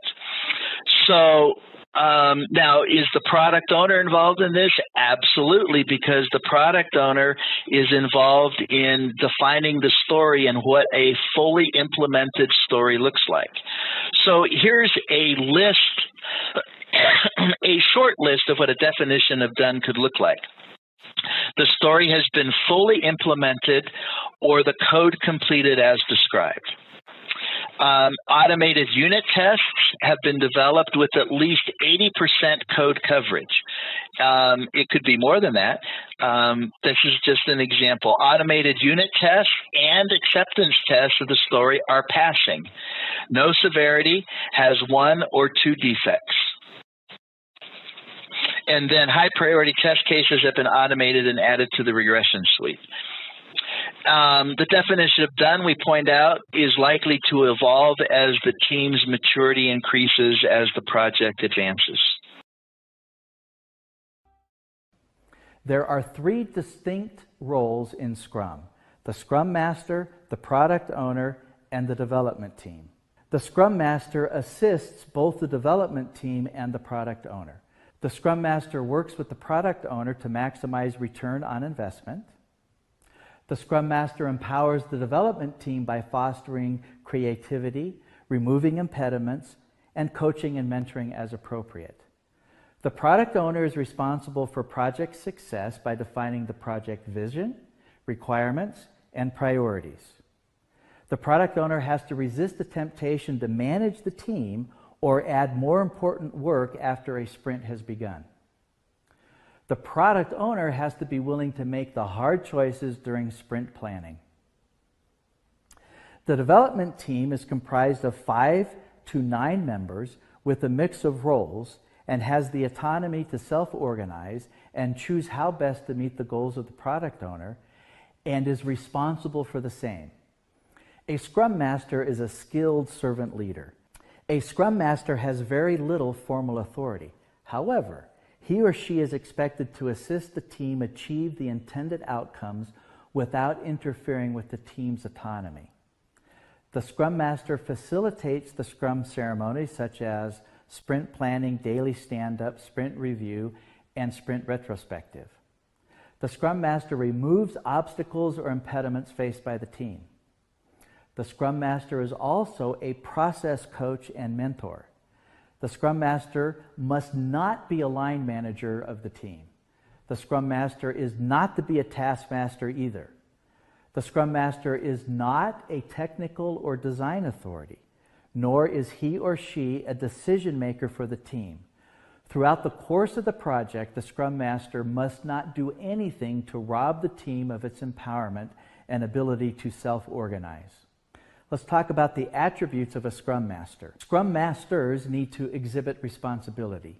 Even though they are not solely accountable for the team's output, they will consider it their responsibility to remove anything that impacts the team's productivity. They will try to enable the team to do the best that it can.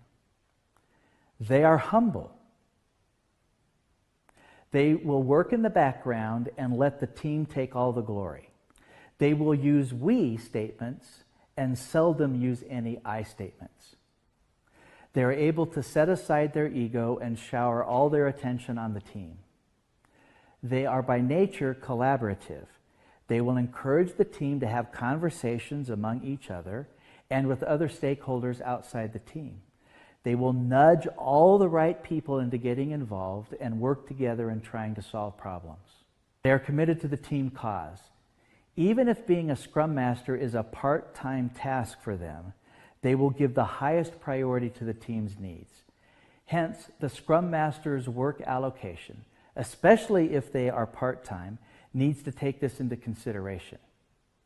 They are able to influence. They are naturally good communicators and able to convince others to adopt different approaches. They apply various techniques to mobilize organizational resources when required, walk the political tightrope when required, and in general do whatever it takes to get the team the assistance it needs. They are knowledgeable. It is clear that as process coaches for the team, Scrum Masters need to be experts in the method. They may not be the technical or domain experts. However, they are knowledgeable enough to be able to have productive conversations about the project being done by the team. Tasks for the Scrum Master. The Scrum Master is a crucial role, and it is important for you to be able to be clear about exactly how the Scrum Master serves the team. Scrum Masters are servant leaders. This means that they put the team before themselves and assist the team. For example, they set up and ensure that the Scrum ceremonies are effectively carried out. They ensure that there is smooth flow of information within and outside the team, and that there is a spirit of collaboration in decision-making and problem-solving. Scrum Masters must make it their mission to resolve issues that hinder team progress. It doesn't matter what the nature of the issue is. A Scrum Master needs to mobilize the right resources within the organization to resolve those issues in a timely manner and escalate promptly if that does not happen. We need to understand that in the short duration of a sprint, even a few hours of being stuck can make the difference between a successful and unsuccessful sprint. Scrum Masters protect the team. They ensure that the team is not disturbed or asked to deviate from their commitments. If pressure mounts due to unreasonable expectations, they will step in and push back on the team's behalf. They will also play the role of peacemaker when conflict arises by encouraging the parties to focus on the issue, discuss the issue with an open mind, and resolve the conflict. Finally, Scrum Masters are the process coaches of the team. They use their understanding of Agile methods, and Scrum in particular, to guide the team through the do's and don'ts of Scrum. They ensure that the team stays true to the principles of Agile development. Scrum Master roles, Scrum teams. Before we discuss the role of a developer on a Scrum team, let's talk about the desirable characteristics of Scrum teams. They should be small and nimble. Team size should be no less than 3 and no more than 9. So that would be 6 plus or minus 3. Exceptions are possible, but uncommon. The small attribute makes the team nimble and improves productivity. It avoids the phenomenon Mike Cohn calls social loafing, and instead produces focus on work. The team size should be just large enough that the team members are able to produce and showcase a significant increment of work at the end of each sprint. Sprint after sprint. Self-sufficient and cross-functional. For example, if a team needs user interface development skills, database expertise, and service expertise, all of those skills must be present on the team. Ideally, team members are generalizing specialists. Team members should not only be an expert or a specialist at one aspect of the development effort, but should also have enough skills and knowledge to fill in other roles as necessary. For example, if you are a UI developer, you should be able to don the hat of a services developer if needed. If a large team is to be split up into smaller Scrum teams, Scrum favors feature teams over component teams. Autonomous and self-organizing. Teams choose for themselves how they are going to organize and meet the goals of the product owner. No one gets to dictate to the team how to get their work done. The team decides, in collaboration with the product owner, the project direction, and the pros and cons of different approaches. Let's talk about some key decision points or factors to consider when assembling Scrum teams. Feature teams over component teams. The first issue is whether it's best to align team members based on features or components. Scrum favors feature teams over component teams. For example, it's best to avoid putting all of the UI developers together and all of the API or services developers together. Why? Because each feature or user story will require both the UI and services or API. Organizing based on components will reduce the incentive to collaborate. The only reason component teams may be justified would be if the components are likely to be used by multiple other teams. Assemble the right people. It's important to get the right mix of people together for the team, the right level of technical and domain expertise. Teams will naturally have both senior and junior level developers. This works perfectly as there will be stuff that is more appropriate for the junior developers and stuff that is not. Also, one of the risks of a small team is that the team may miss out on broader perspective and dissenting views. One way to work around this is to deliberately favor diversity in all aspects: gender, ethnicity, personality traits, etc.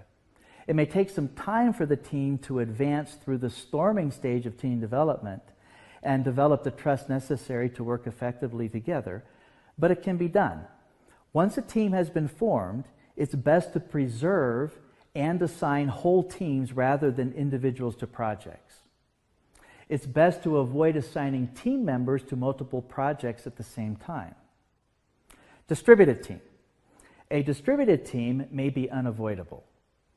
Those based at the same geographical location should be co-located in the same team room. And technology, processes, and ground rules should be put in place to overcome the disadvantages of all team members not being co-located.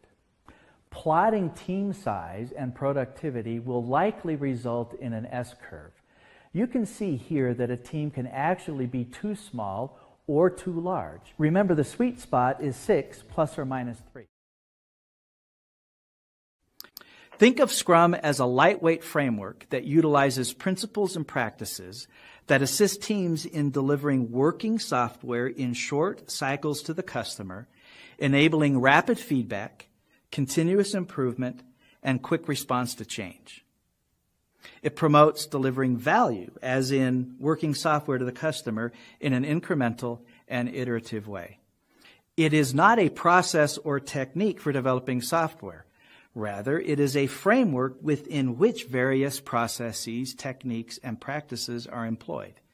In Scrum, the iterations that deliver working software to the customer are called sprints. In each iteration, or sprint, results in potentially shippable software. This slide is a graphical representation of an Agile project using Scrum. Starting at the left, you can see that the product owner owns the product backlog and in collaboration with the team develops the user stories or requirements for the project. The product backlog is prioritized, with the higher priority items occupying the top of the product backlog. In collaboration with the product owner, the team decides how to group the user stories into releases based on the product roadmap. Once the release planning has been completed, the user stories are then selected for a sprint. The duration of the sprint is going to be 2 to 4 weeks. Once the sprint backlog has been determined, the team then disaggregates each user story into tasks. During each sprint, the user stories are developed. As the code is written, it is integrated into the system, and daily scrums are held.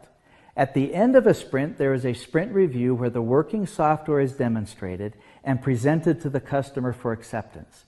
The team then conducts a sprint retrospective. During the retrospective, the team looks at primarily 3 things: what went well, what did not go well, and what should be done differently going forward.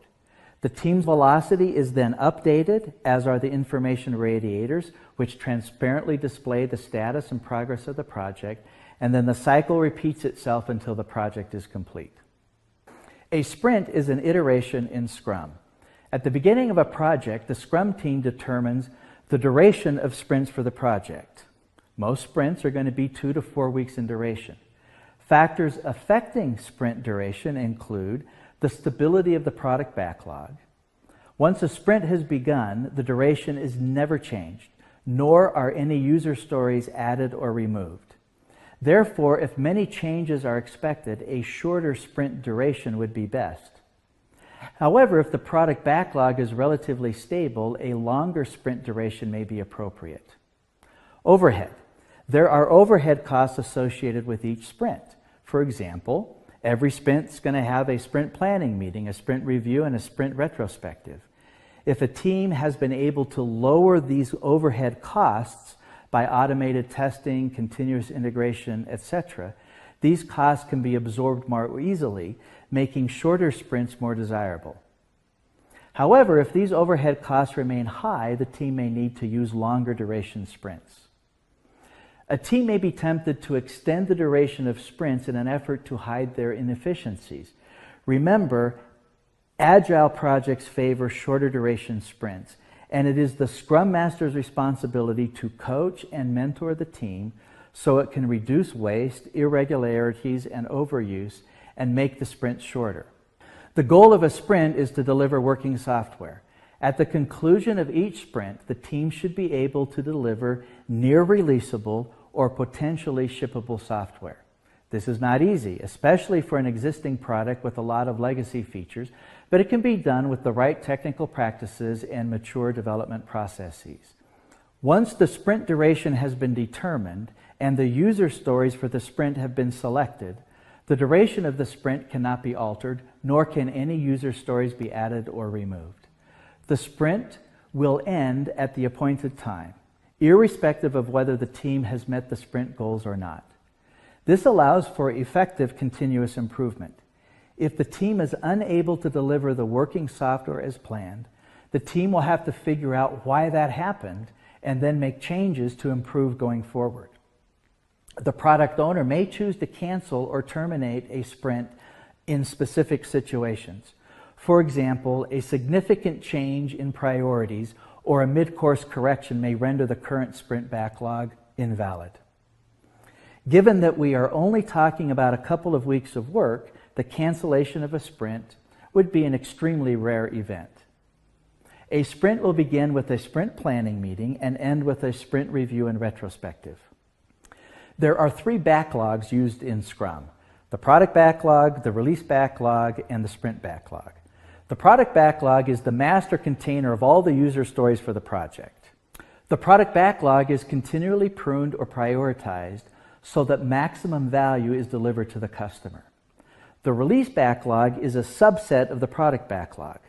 Releases support the product roadmap, and each release is populated with user stories necessary for that release. The sprint backlog is a subset of the release backlog and contains the user stories to be developed in the sprint. As we said, the product backlog contains the user stories for the entire project, and it is the responsibility of the product owner. User stories are features, functions, or requirements that deliver value to the customer. However, the product backlog will also have to contain technical or non-functional user stories necessary for the system to work properly. The product backlog may also include risk or defect-related user stories. The product owner is responsible for keeping the product backlog current and up to date. This is accomplished by pruning the backlog, which is prioritizing and reprioritizing. The product backlog must also be continually groomed. This is the process of adding and removing user stories based on the needs and desires of the customer. There are 4 Scrum ceremonies: the sprint planning meeting, the daily Scrum, the sprint review, and the sprint retrospective. Let's take a detailed look at each of these ceremonies. The sprint planning meeting is time-boxed at 2 hours for each week of the sprint. If the sprint is going to be 2 weeks in duration, then the time box will be 4 hours. If the sprint is going to be 4 weeks in duration, then the time box for the sprint planning meeting will be 8 hours. It should be attended by the complete Scrum team, including all roles. The most important aspects of this meeting are the team's capacity and the definition of done. There are 2 approaches to selecting user stories for a sprint. One is based on the velocity of the team, the other is commitment driven. Team buy-in is critical, and the goals of the sprint should be clearly understood, and the desired outcomes should be clearly articulated with the definition of done. Then there's the daily Scrum. The time box for the daily Scrum is 15 minutes, regardless of the duration of the sprint length. The entire Scrum team, including all roles, should attend the daily Scrum. Each development team member individually answers 3 questions. What did I do yesterday? What am I going to do today? And what are my impediments? This is how the team members coordinate their work, and the Scrum Master learns of the impediments he or she should be taking care of. The sprint review takes place at the end of the sprint and is time-boxed at 1 hour for each week of the sprint. So if the sprint were 4 weeks in duration, the sprint review meeting would be 4 hours. It should be attended by the complete Scrum team, including all roles, plus any other stakeholders who are interested in project success. The purpose of the review is to demonstrate working software and obtain and assess feedback. Feedback may range from full acceptance of the completed software to complete rejection. The sprint retrospective takes place after the conclusion of the sprint review and is time-boxed at 45 minutes for each week of the sprint. So if the sprint has 2 weeks in duration, then the retrospective would be 1.5 hours in length. It should be attended by the complete Scrum team, including all roles. However, the product owner's attendance is considered optional. During the retrospective, the team answers 4 questions. What worked well? What did not work well? What should be done differently? And what still puzzles us? One or several problem detection techniques may be used in the retrospectives, and this ceremony is a vital part of continuous improvement. At the conclusion of the retrospective, the team's velocity and the project's information radiators are updated. Then the next sprint planning meeting takes place, and this cycle continues until the project is complete. The definition of done is an important artifact for a Scrum team. It is the primary reporting mechanism for team members, and there may be a different definition of done at various levels. Definition of done for a feature or user story. The definition of done for a sprint, and the definition of done for a release. It's really just a checklist of activities that add verifiable and demonstrable value to the product. It's created by the Scrum Master in consultation with the team. A sample list of the items for the definition of done criteria is given here. The story is fully implemented or code completed as described. Automated unit tests have been developed with at least 80% code coverage. Automated unit tests and acceptance tests in the story are passing. High priority test cases have been automated and added to the regression suite. Note, this is only meant to be an example. Each team's definition of done will vary slightly depending on the maturity of the team and the specific situation of the team. The product team has taken up a new project called Weather Master. The team is planning to move to Scrum Methodology, and this is an outline of its first Scrum meeting. Time boxed to 15 minutes, Rick is the Scrum Master of this meeting, where the team members discuss what they did yesterday, their plans for today, and the impediments they faced. All team members are standing up, including Todd, who's joined the meeting via video chat. Rick holds the meeting near a Scrum board. Angela, the product owner, is absent. Rick reiterates that all discussions would be parked until after the Scrum meeting and encourages his team to keep the meeting short. People can chime in to resolve obstacles. Hi team, welcome to the daily stand-up meeting for the product team on Project Weather Master. We are in Sprint 1 and today is the second day. As we are planning to transition to Scrum Methodology, I hope you will find this daily stand-up meeting helpful. In this meeting, you will provide information about what you did yesterday, what you plan to do today, and what challenges you faced. I think everyone's here. Let's start. I don't see Angela. Shouldn't she be here? I did add Angela as an optional attendee to this meeting, and since she hasn't showed up, we don't have to wait for her, Susan. Scrum doesn't provide a specific yes or no about the product owner's participation in the daily Scrum. The PO's primary role is to provide direction and clarify requirements and priorities. Since we don't always discuss those in detail at this meeting, the PO is not required to be here. If the POs want to attend, they are generally in listen-only mode for the duration of the meeting. They can use the information gathered during the meeting for separate offline conversations.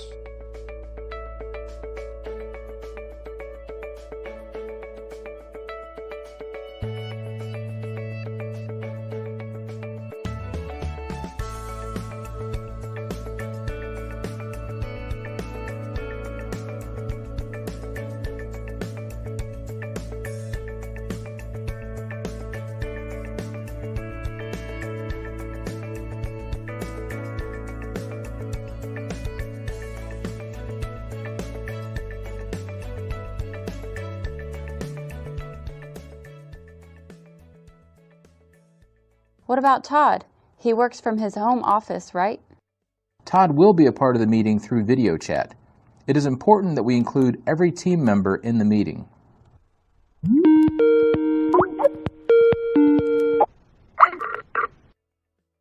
Hi Todd, how are you? I'm fine, thanks. Am I audible? Yes, Todd. Team, let's all stand up for the meeting.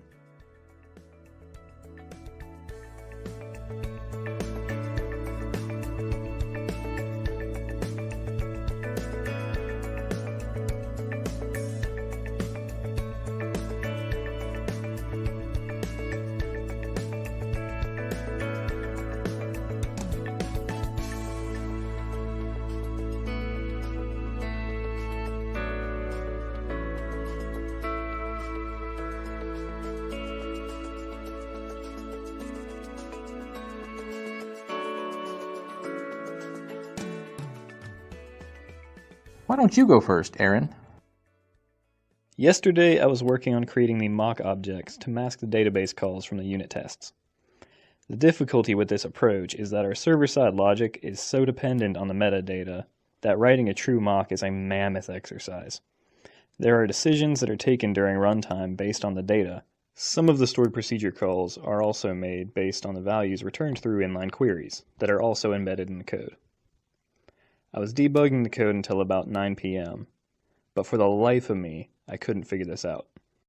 Aaron, could we request you to be concise when you provide an update? If you think some of the details you describe might be interesting to others, why don't you write a wiki page on it and share the link? So, getting back to your update, did you finish the task yesterday? No, it turned out to be much more complex than I had imagined. I'll continue to work on it today and see if I can figure out an XML structure to mock the schema and hard-code some return values. But I am really stuck as far as the inline queries are concerned. I know what you're talking about. There is a reason why the inline queries are there in the code. This is mainly for performance reasons when the overheads of making a procedure call based on a metadata value and then processing the... Sorry for the interruption again, guys. This is a really great conversation. May I suggest we write this issue in the parking lot? I'm not sure what you mean by that, Rick. Let me explain. What Aaron just brought up is a blocking issue. Team members should bring these up during the daily scrum so that everybody knows that one of the team members is stuck. However, the daily scrum is not necessarily the meeting where solutions to every obstacle can or should be found. It looks like Mary knows a thing or two about the issue that Aaron has brought up. Let's jot this down as a parking lot topic. This means the team can have offline conversations after the daily scrum to track it down. I'm also going to make a note that we'll track the impediment Aaron faced daily until it is removed. You should let me know if I can help in any way, right? Aaron, is there anything else you would like to say? No, I am done. Thanks. Yesterday I worked on developing the wizards for bulk order creation. I'm almost done. Today I need to write code to handle some of the exception scenarios before I can get them over to Susan for testing. That's it for me, I guess. Did you forget to mention any impediments? Not really an impediment at present, but I would like to mention that my computer probably needs to be upgraded with more RAM. It has been slow for the past few weeks. Okay, I wrote up some scenarios to test the bulk order wizard. I'm looking to get my hands on the code as soon as Mary is done. Today, I'm also hoping to complete the company order testing that has been pending for a while.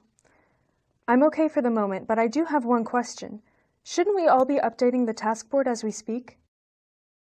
We could. It is up to you guys if you think you want to do this during the meeting. If you ask my opinion, we should update the board as soon as we are ready to move the tasks and not wait for the meeting. This will ensure that the board is always up to date and also that we use the meeting time to focus on the conversations. That's a great point, Rick. I can't see the board very well from here anyway, so maybe we should find a way to create an electronic version of it too at some point. Great point, Todd. Why don't you go next with your updates?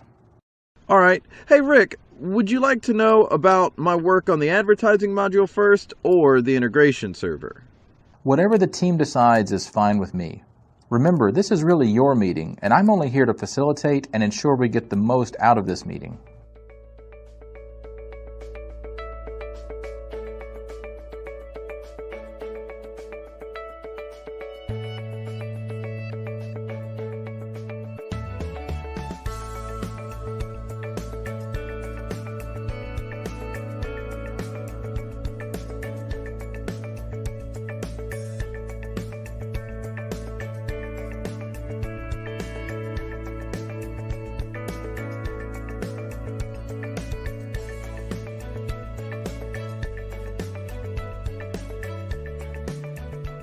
Alright then, I guess I'll start with the integration server.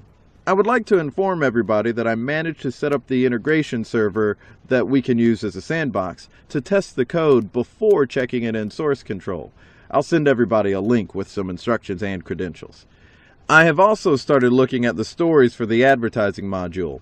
It looks like there are a lot of open statements in the stories that I don't really understand. I guess I should have been paying more attention during the sprint planning. I really need to have a conversation with Angela about this. That is my main impediment right now. I sent her an email but haven't received a response yet. I don't have anything new to add today. I'm almost through with setting up our project on the freeware tool that I downloaded yesterday. I'll show you guys a demo in the meeting I set up later today. I'll try to chase down some of these parking lot items. Anything else before we close the meeting? All right, that's it for today. Have a great day. Do you have a moment to chat about the inline queries real quick? The purpose of a Scrum meeting is to keep the team members updated and resolve any impediments. It's an ideal way to kickstart the day on a positive note. The Scrum Master reinforces the sense of the self-managing team, facilitates communication between team members, brings the team's focus back to what's important, and supports improvement. So before we dive into the differences between Scrum and Kanban, let's have a look at what exactly Scrum is.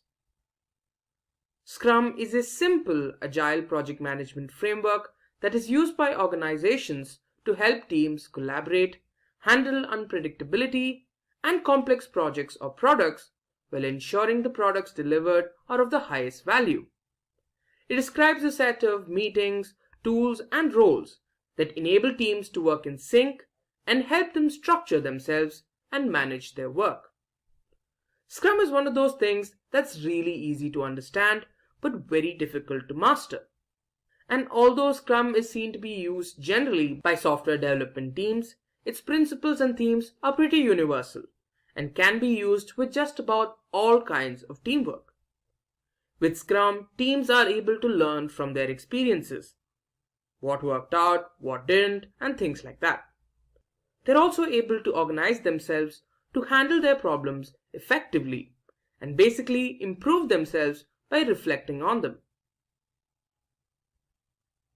So how does Scrum work? Here we have the first component, the product backlog. The product backlog consists of a list of tasks that need to be completed so that the goals of the stakeholders are achieved. Then the team decides what tasks from the product backlog they want to take up and deliver in a 2 to 4 week period called sprint, hence the name sprint planning. Next, the tasks that were discussed in the previous phase are added to the sprint backlog. This is a set of tasks which will be focused on in the ongoing sprint.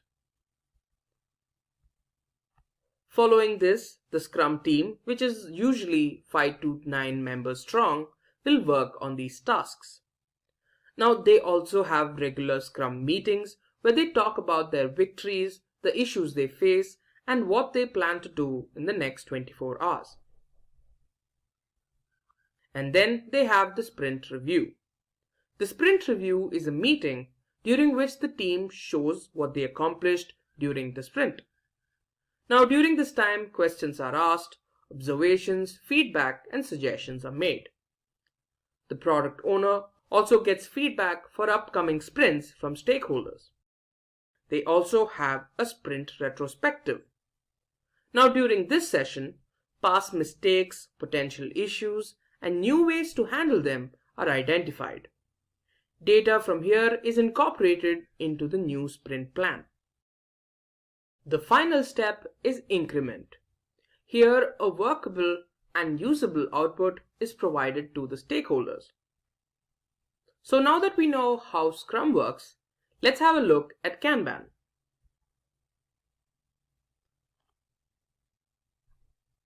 Kanban comes from the Japanese word kanban, which literally means signboard. Like Scrum, Kanban is a popular agile framework that is a visual system by which the work can be managed with ease as it progresses. Kanban uses something known as the Kanban board to make these things possible. With this, you can easily identify bottlenecks and then fix them cost effectively at optimal speeds. The main focus with Kanban is transparency. Since everything related to the tasks are on the board, everyone can keep themselves updated. It also ensures that teams focus on their current tasks until they're done. This limits the amount of work that's in progress. So on the Kanban board, work is divided into smaller, more manageable pieces. The work that's needed to be done is written on a note or card and placed on a board. Columns on the board help represent where each item is with respect to the workflow. Now let's have a look at what these are in detail. Let's find out how Kanban works. Now the board consists of three major components. There's the to-do list, which represents items that need to be completed. The ongoing column, which represents items that are being currently worked on. And the completed or the done column. Now these represent tasks or items that have already been completed. Now although this is a physical representation of the board, several organizations use software versions of the board that replaces the sticky notes with cards that can be moved from one column to another as work progresses. Now an example of such a software is Trello. So if you want to learn more about Trello, you can check out the link I'll be adding to the live chat in a moment. At this point, you guys must have realized how similar these two frameworks sound. So let's run through some more of their similarities. Let's find out how they are similar. Firstly, they both have principles of lean and agile, which means reduction of waste, and both of them are time-boxed and iterative approaches that enable product delivery in an incremental manner. Both these frameworks aim to reduce the amount of work in progress. This forces the teams to ensure that they focus on a smaller set of tasks. This also makes blockers and bottlenecks a little more visible. In both cases, the work is divided into smaller, more manageable units. Both of these frameworks use pull scheduling.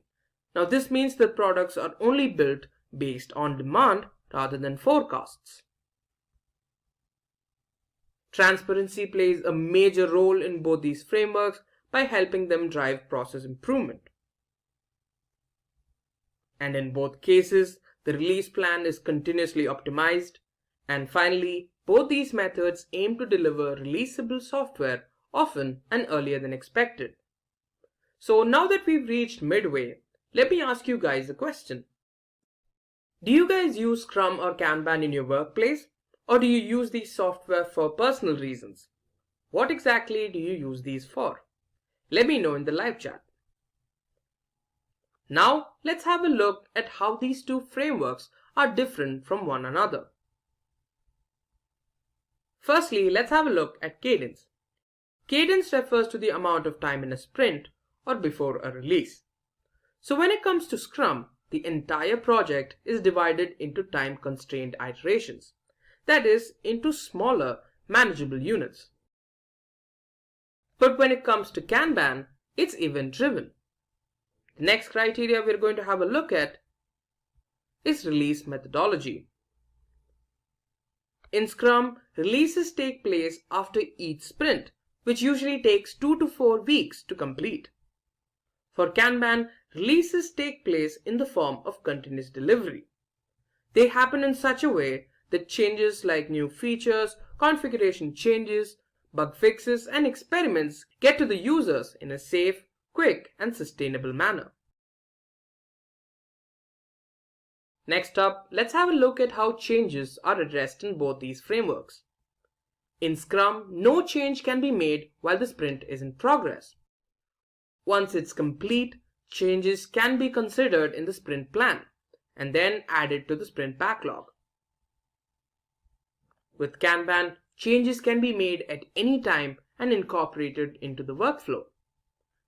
Now, let's consider the metric that's being measured. In Scrum, for planning and process improvement, velocity, which is the measure of the work that can be completed by a team in a sprint, is the key metric. In Kanban, lead time is the key metric. This represents the period of time between a new task's appearance in your workflow and its final departure from the system. Next, let's have a look at how teams work in these frameworks. In Scrum, you need a cross-functional team to achieve your goals in a sprint. In Kanban, cross-functional teams are optional, but specialized teams that focus on particular aspects of the workflow are required. Now, let's talk about new additions. In Scrum, just like handling changes, you can't add any items between a sprint or an iteration. In Kanban, new items can be added to the board as long as there's capacity available for it. Now, let's have a look at the job roles within these frameworks. Scrum has three major job roles: Product Owner, Scrum Master, and Scrum Team. With Kanban, you don't have any specific job roles. Now, let's talk about representation. Or moreover, let's talk about how data can be represented. With Scrum, the board needs to be reset once a particular sprint is complete. With Kanban, the board stays persistent throughout the entirety of the project. And finally, let's have a look at project length. With Scrum, it's better suited for longer projects. And with Kanban, projects that can be completed in a shorter period of time are better. So which one should you choose? Now, selecting from these two methods is mainly based on the requirements of the team. Do you expect your project to be shorter? Do you want to make changes at any time? You don't want to set up job-specific roles? Then Kanban is the framework for you. Or do you want a long-running project with different job roles and involving cross-functional teams? Scrum is the answer for you. Based on the differences we discussed on the last topic, you can make an informed decision. Now, let's have a look at some of the popular companies around the world that employ both these frameworks. Some of the companies that have successfully implemented Scrum are Facebook, General Electronics, and Adobe. Companies that have implemented Kanban are Siemens, BBC, and SAP. If getting your learning started is half the battle, what if you could do that for free? Visit SkillUp by Simplilearn. Click on the link in the description to know more. So as part of this tutorial, we are going to understand the typical interview questions which would come across when someone faces the interview for any of the roles in the Scrum. So question number 1, what is Scrum? So Scrum is a framework that enables teams to work together. So with Scrum, teams can learn from experiences, self-organize, working on problems, to reflect on their victories and their losses to improve.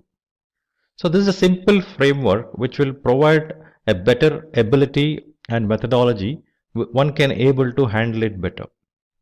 So Scrum is very well defined, articulated, and this provides a better insights, and capabilities building exercise is very easier, and roles are well defined. So define the roles in Scrum. So what are the typical roles we come across in Scrum? So one of the roles we come across is product owner. So product owner is primarily responsible for maximizing the ROI by determining the product features, prioritizing it into a list, what needs to be focused on for the next sprint, and constantly reprioritizing and refining it. So what happens is, whenever we may require to deliver, it is very important for us to have the requirements clear. What requirements needs to be fulfilled? To fulfill that requirements, the products what is produced should have specific features and functionalities. So product owner will have the list of features and functionalities which needs to be created when product comes out as a result of a project. So product owner owns this, primarily responsible to ensure these list of features are identified and those are prioritized as required. So next role we can think of is Scrum Master, who helps teams learn and apply Scrum to obtain business value. So Scrum Master helps removing impediments. Impediment is anything which can stop things to flow smoothly. So protects them from interface and helps the team to adopt agile practices. Now Scrum is one of the methodologies for agile approaches and practices. Now remember, The term agile itself is not a practice. It refers to indicate that move faster, become flexible, respond to change, be flexible. Now Scrum methodology, especially Scrum Master, should understand this dynamics and ensure the team understands this, and Scrum Master should guide the team to adopt these methodologies and ensure the results are accomplished accordingly. So next role is Scrum team. So Scrum team is a group of individuals who work together to deliver the requirements of the stakeholders. So Scrum team is generally of the size like 5 plus or minus 2 who are self-organizing. So various different capabilities the Scrum team members would have. So each of their capabilities complement to accomplish the results required. So question number 3, what are the responsibilities of the Scrum team? So Scrum team is self-organizing, as I mentioned earlier. So it is a self-organizing team that has 5 to 7 members, and the responsibilities would include the development and delivery of working products during each sprint. Now we are seeing the new terminology sprint. So what is the meaning of this sprint? Now sprint refers to an iteration, a time-boxed iteration which will have a specific deliverables to be accomplished as part of it. So self-organizing team takes that specific working piece, what needs to be delivered. So that is a sprint backlog, we call it as. So from the product backlog, the features, functionalities which needs to be delivered as part of this specific iteration called sprint, time boxed iteration, and those sprint backlog items are delivered. The output of that sprint would be the features, what is being taken as a working piece, working product. So to demonstrate ownership and transparency for work assigned to them. So they own it, the entire thing assigned to them, there should be ownership. So ensuring the success of daily Scrum meeting by providing crisp and correct information. So Scrum has one event, there are 5 events basically. So one of the events which happens daily is daily Scrum meeting, where the team comes up with Scrum Master. So they would speak about what is that they have accomplished from the previous stand-up to till now. Is there anything which is stopping them to move forward? So giving the crisp updates, specific summary updates, so that Scrum Master understands the status. So any specific changes or any specific support which are required, Scrum Master would discuss separately with those individuals and get it done. So it should be minimum 15 minutes meeting when we say daily stand-up meeting. So Scrum team collaborate with each of the team members, they work together and they self-organize. So next question, the differentiate between Agile and Scrum. Now it is very essential to understand the terminologies differences. So if we just end up with looking at wrong understanding of each of the terminologies, then explaining will become difficult. So what does it mean by Agile and what it is when it comes to the terminology called Scrum? The term Agile refers to ability to move quickly and easily by becoming more flexible and adaptable. This is what the meaning which gets associated with the term Agile. So many times I have seen people answering Agile is a methodology, Agile is a iterative and increment methodology. And also I think when you search through the popular search engines, you may come across that, which is wrong. So Agile is the terminology which is used to state to move quickly and easily by becoming more flexible and adaptable. This we should keep in mind. So if our question may be like, what are Agile methodologies?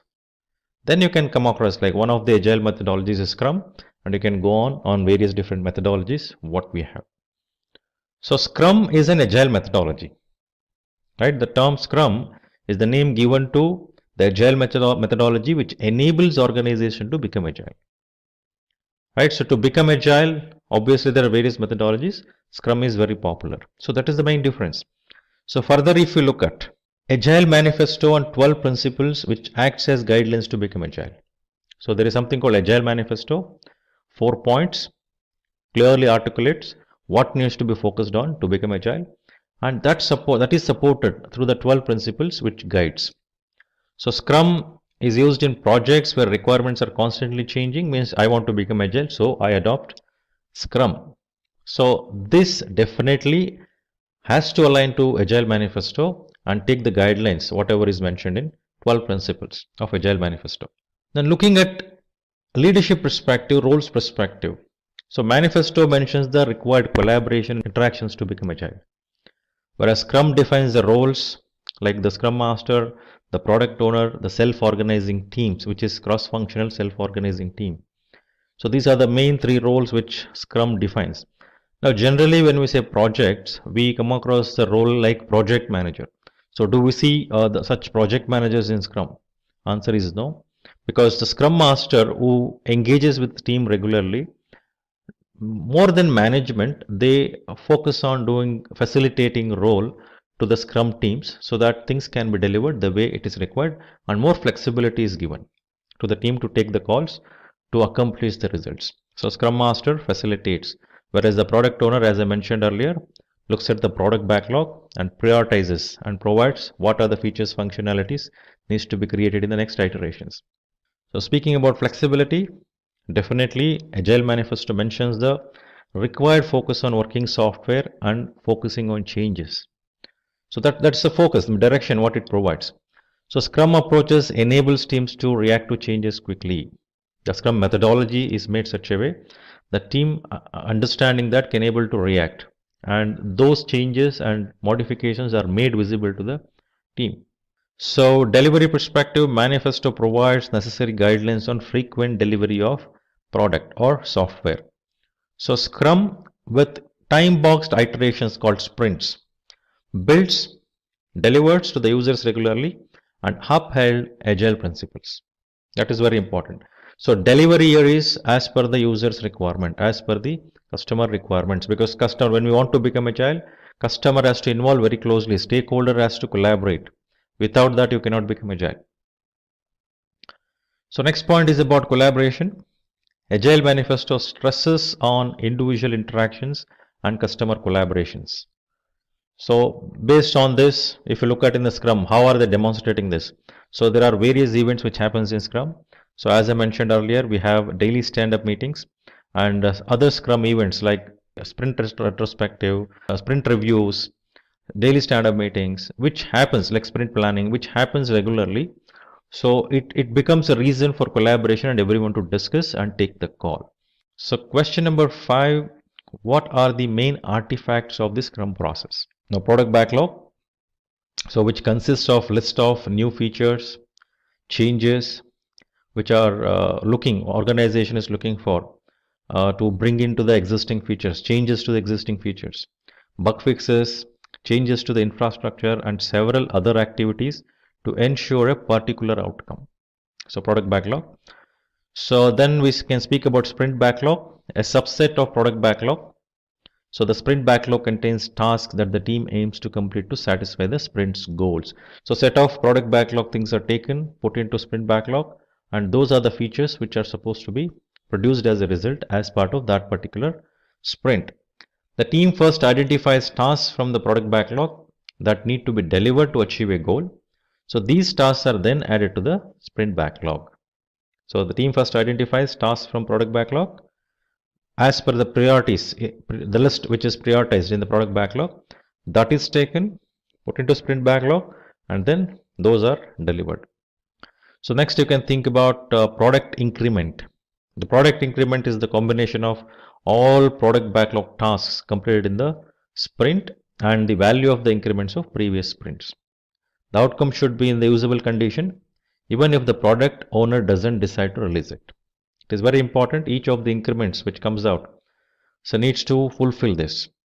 Now question number 6, how are the product and sprint backlog different from one another? Product backlog versus sprint backlog. Let us see a few differences.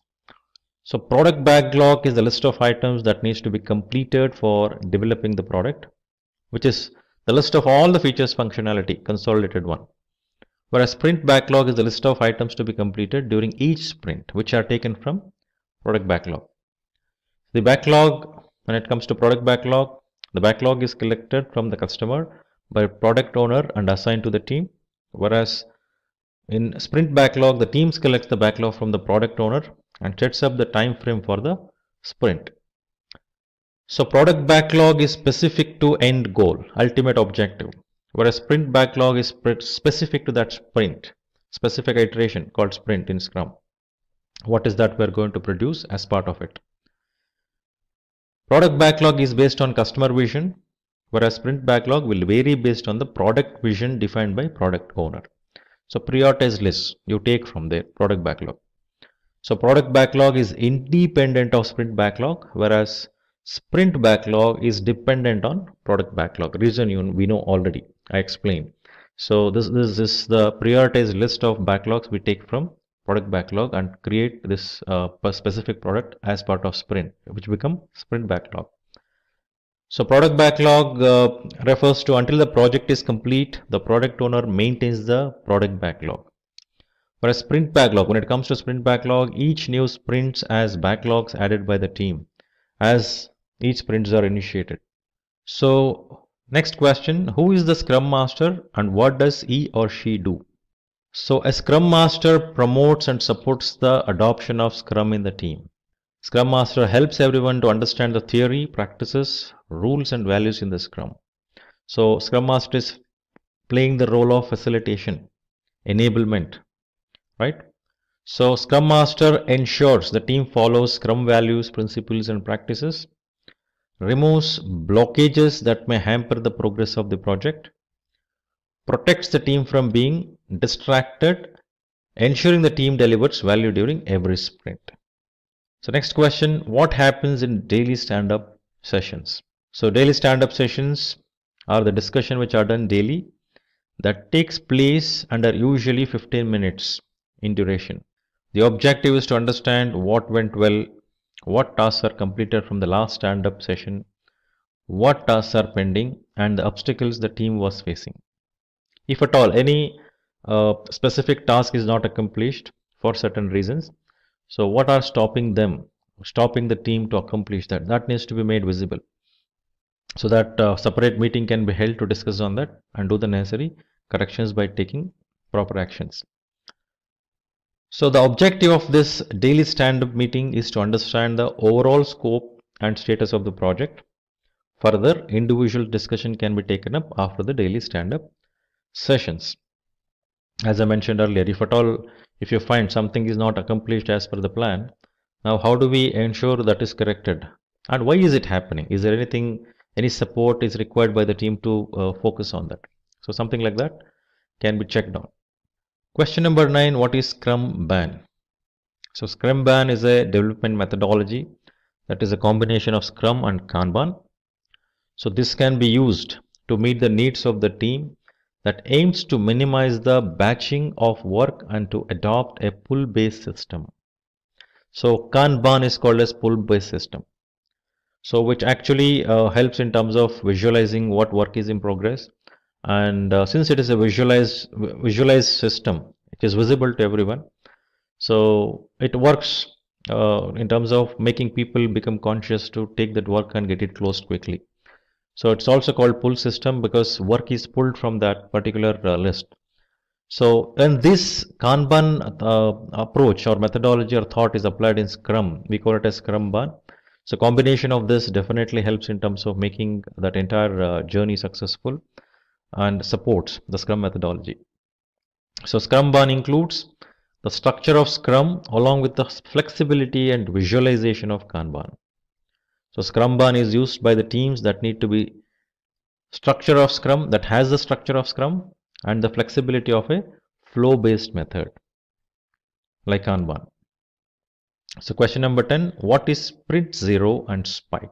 So the term Sprint Zero refers to the short amount of effort put for creation of vision, a rough skeleton of the product backlog.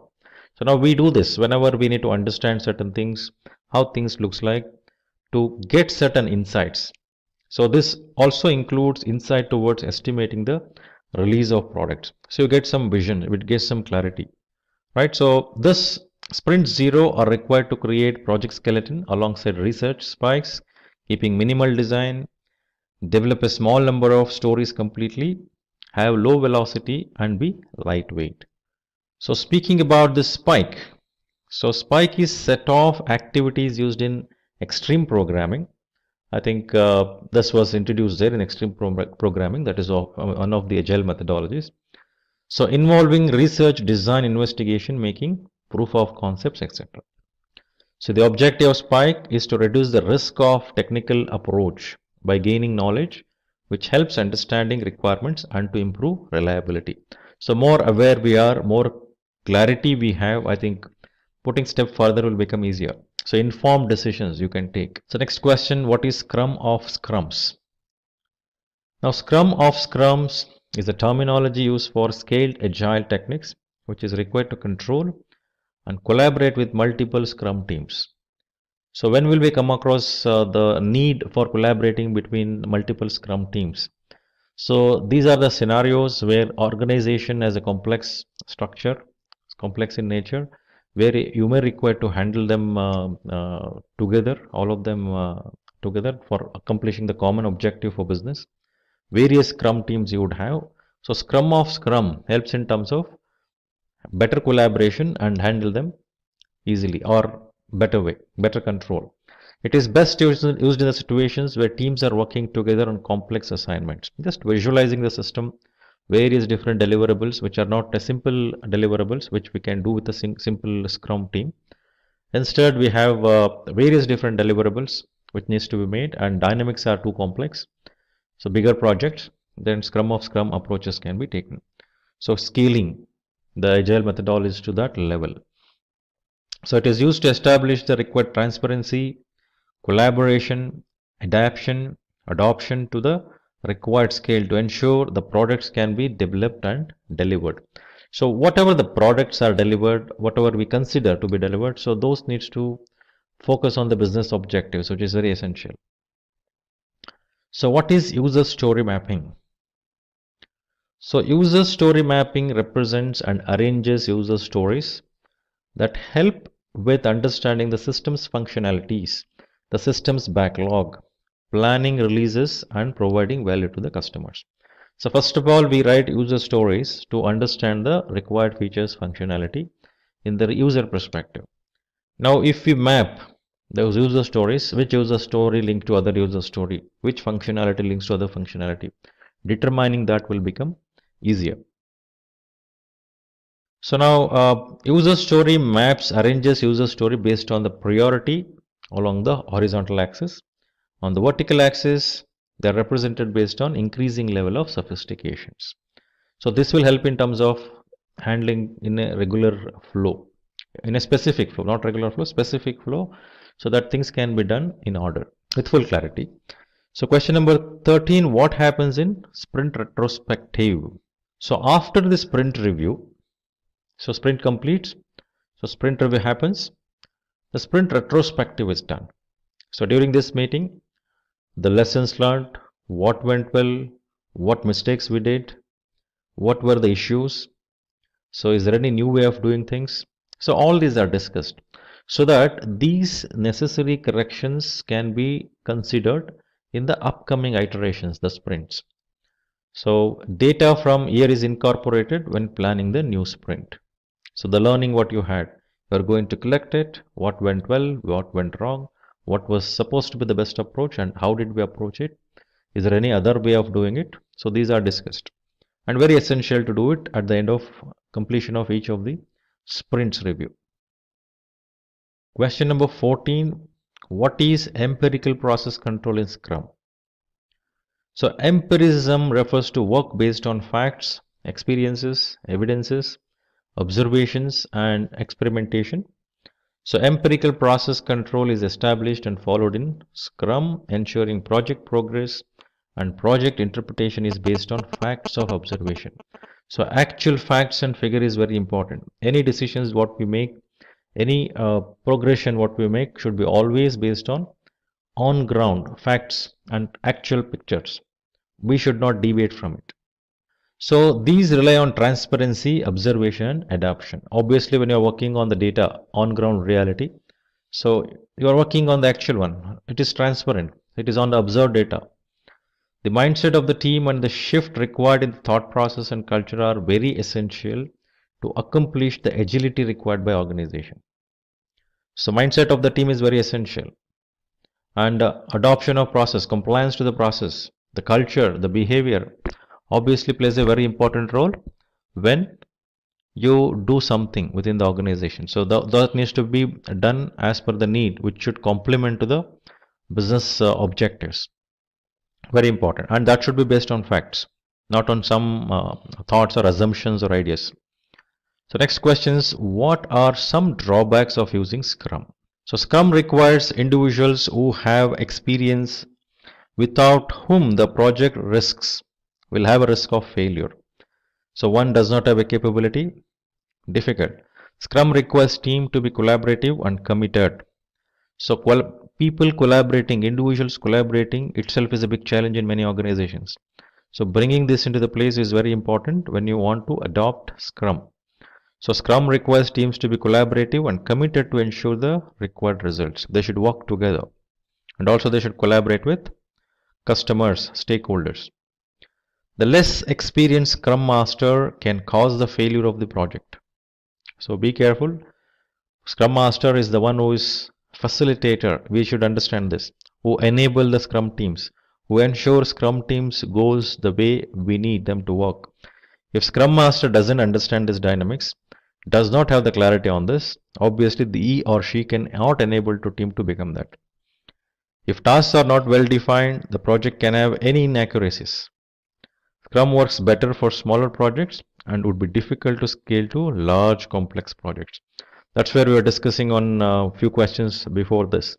Scrum of Scrum we were discussing about when it becomes a complex project, which those needs to be handled together, which will become complex. So next question is, what are the skills of a Scrum Master? So a strong understanding of Scrum and Agile concept. Scrum Master should have fine-tuned organizational skills. So when Scrum Master is working with a self-organizing team with various different capabilities, so unless the organization skills, interpersonal skills, if Scrum Master does not have, working with them will become difficult. So Scrum Master should be familiar with technology that the team uses. Basic understanding of that, how it works, the dynamics associated with that. And Scrum Master should have an ability to coach and teach the team to follow Scrum and its methodologies, and very clear about the terminologies, artifacts, and all the events what happens. So Scrum Master should have an ability to handle conflicts and resolve them quickly. So conflict is a scenario which would happen for various different reasons. However, when conflict occurs, the Scrum Master should not shy away from it. Own it to resolve in the interest of the project, whatever is being done. It is very important. Scrum Master has to be a servant leader.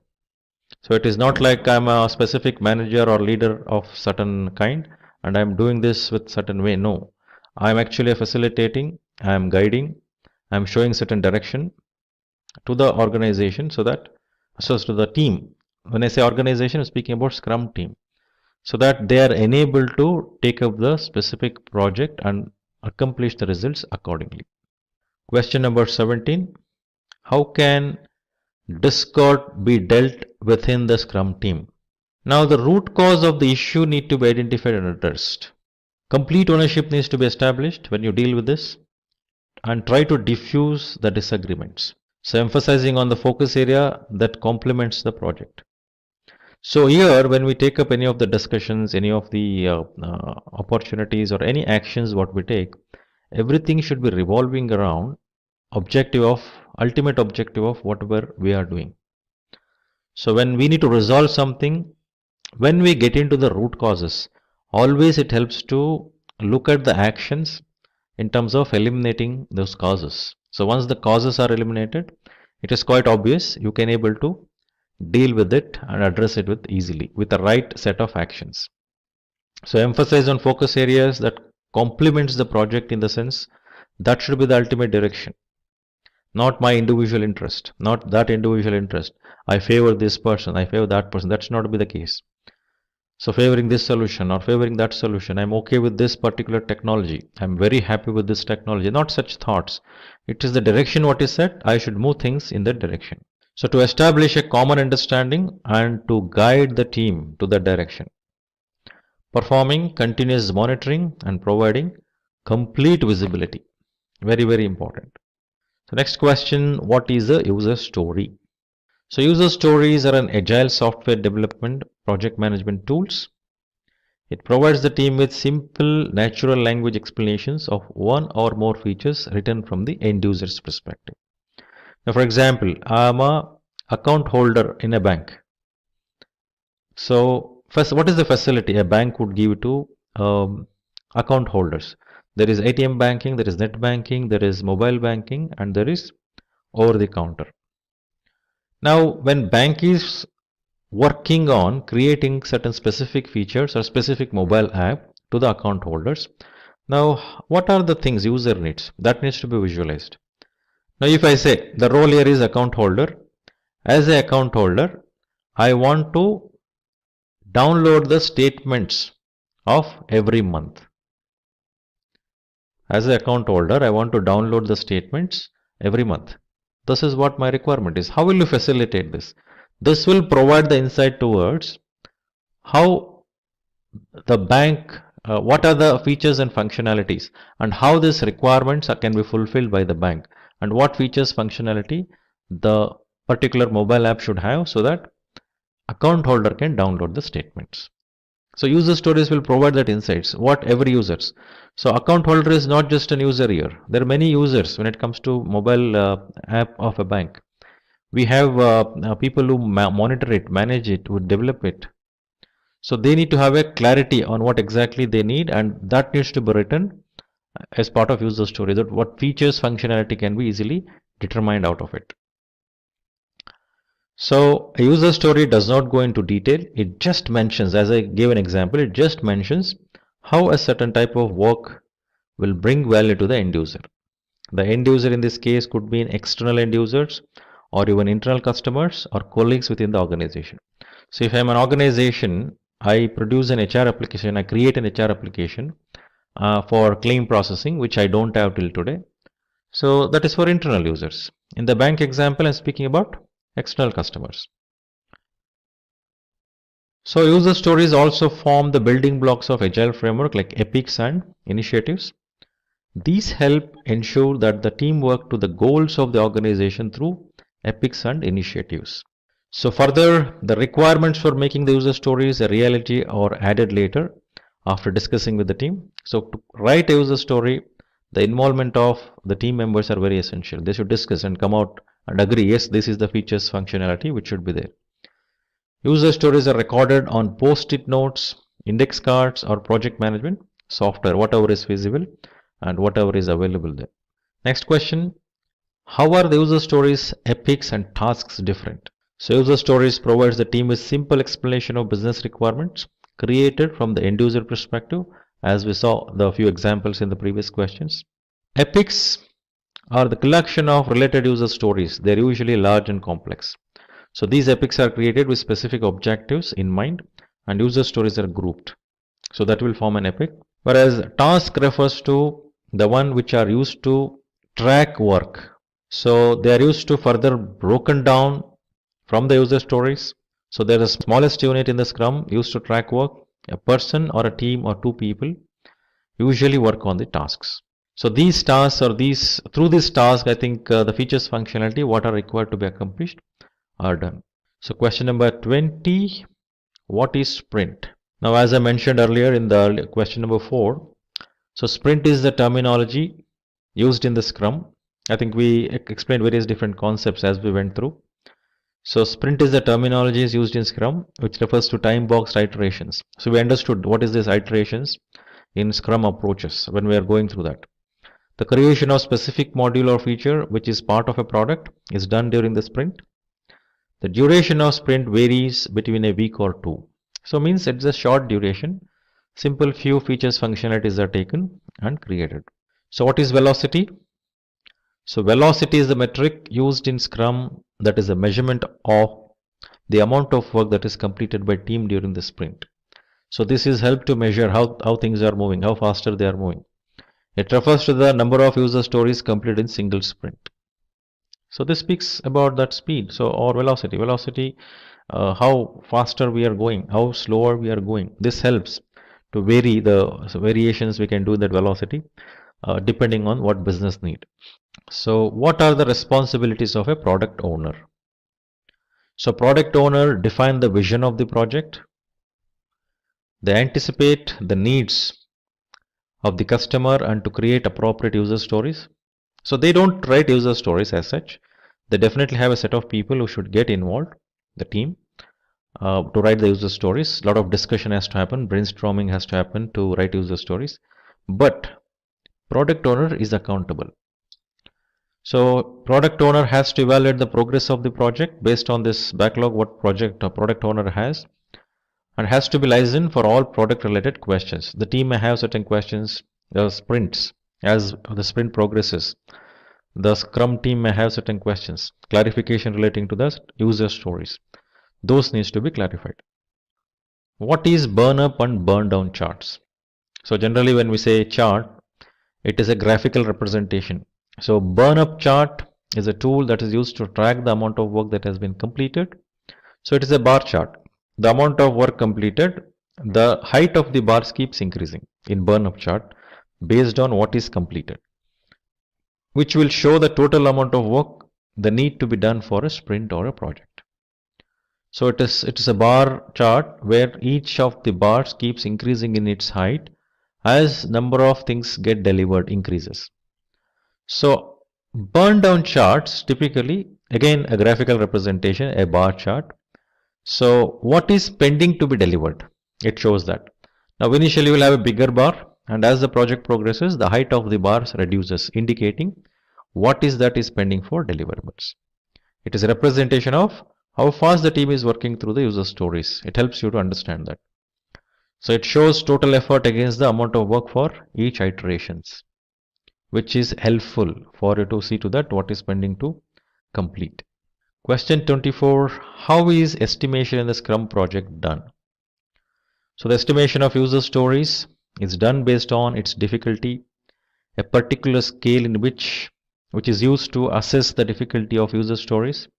So you have to analyze how difficult or easy is that. Some of the scales which are used like numeric sizing 1 to 10, t-shirt sizing like S, ML, XL, Fibonacci series or dog breeds based on their value. So many such approaches are taken. What are some risks in Scrum and how are they handled? So first of all, we should know what is risk. So some types of risk in Scrum are related to budget, people, sprint, product, knowledge and capability. Now when we say budget, risk of increase exceeding that allocated budget, taking more, looking for more variations. I estimated for X, it is going like X plus delta X. So can we control it? We need to look at that. So you need to assess that risk. In what possibilities the cost can escalate. People related like team members need to be of appropriate skills and capabilities. If they lack that, obviously difficult. It's not about just skills and capabilities, the culture, the behavior, the attitude, the energy, the synergy, that collaboration, what people will have. Then sprint related in terms of duration and deliverables, exceeding the duration, addition of scope to that sprint in between. So that challenges, that difficulties. So product referring to user stories and epics, having ill-defined user stories and epics, not properly articulated. There is no proper visualization when you look at that user story, not understanding. So nobody is explaining it correctly. So then knowledge and capabilities. So it is not just related to the people here, it's an entire system. Everyone who is involved with the specific resource with its capability. It can be technology capabilities also. So when I say risk, it basically involves identification, assessment, analysis and defining risk response plans and implementing them. Now when I say assessing the risks should be qualitative as well as quantitative. So depending on the impact and probability of a risk. If it is a high impact risk, obviously you are required to do both qualitative and quantitative. If a simple one with a very less impact, you can take the call accordingly to what extent you may require to analyze and have the response plans for it. So once you have implemented and defined and implemented the response plans, quite obvious you should keep monitoring it and manage the risks. Now risk impacts and probabilities may vary as the project progresses. So we may require to keep assessing the identified risk and keep identifying the new risks as we progress in the project. So these are done on a continual basis right from starting of the project till completion. The reason I told, it is essential to understand that the impact of the risk is based on the proximity of actual occurrence of the risk. Now for example, if you start working on something, nothing is delivered at the moment. Now, if specific risk of people not available or customer is not involved, initial stage, very initial stage. So risk impact is accordingly. Project would delay in entirety, or requirements not very clear, it is delaying. Something of that sort of impact you will have. Now, as the project progresses, almost like 50% of the project complete.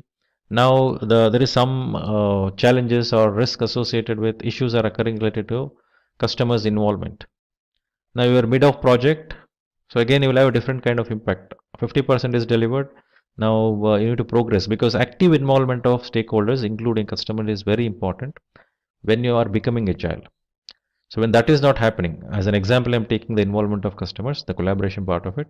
If that is not happening, now here the impact level is not equal to the impact level when this happens in the starting of the project. Same type of risk what we are assessing. So that is the reason each of the risks you should keep assessing. The identified one, keep assessing as the project progresses, and check on is there any new risk is introduced as the project is progressing. So next question, what are some popular tools used in Scrum? So these are the list. So you can think of GitHub, Zoho, Trello, Jira Software, Yodix, version 1. So now what I am saying is, these are the tools, technology tools. So when we say tools, we cannot just limit our thought to technology tools. So what exactly this tool does? What are the techniques used? That we need to be very clear. Right? The metrics, what is measured, and methodology of measuring it, and what processes are used, what steps are used. So what needs to be used?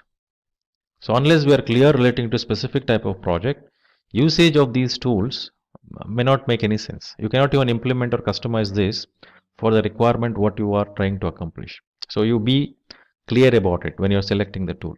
So 27, how does Scrum Master track sprint progress? So we have various different events which happens in Scrum, like daily Scrum meetings, Scrum retrospective, Scrum planning, Scrum review, and checking on the defects which are escaped, density of the defects, burn down, sprint burn down, velocity. So checking all of this provides the better insight to Scrum Master, so that tracking the progress of the sprint will become easier. So and how to deal with the scope creep?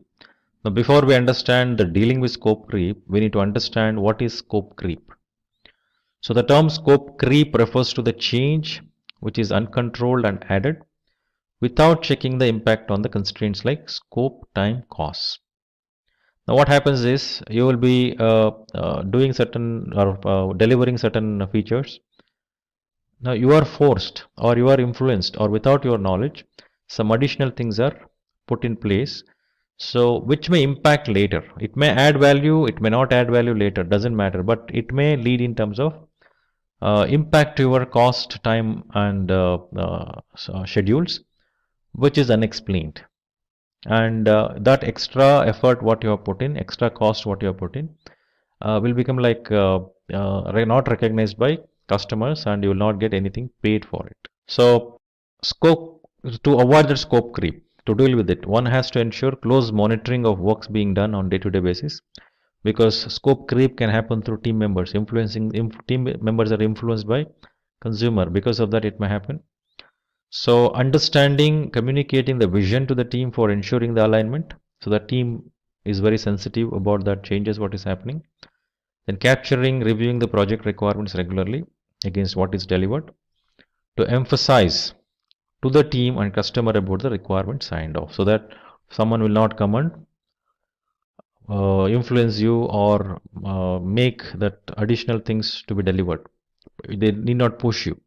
Right, ensuring any change introduced to go through change control, so no changes without any proper approval by the authorities, so that only those what is required to be implemented is implemented, and that is done formally through the formal change request. So avoiding gold plating. So it is but different thought process when we say gold plating. So we were doing the projects are trying to add certain things into the scope to please the customer, as an example, doing something additional, providing some additional features and functionality for which we are not paid. So scope creep is not a terminology used for it, but gold plating is the term used. But however, since it is an additional scoping, so we're just added here. So don't say that when the moment scope creep we says that is not gold plating. Gold plating is a different direction. So just to explain you, along with scope creep, what else would happen to where the additional deliverables would come in, which is gold plating. So question 29, what is MVP and MMP, which means minimum viable product and minimal marketing product. So now minimum viable product is a concept of lean startup which stresses upon the impact of learning while performing product development.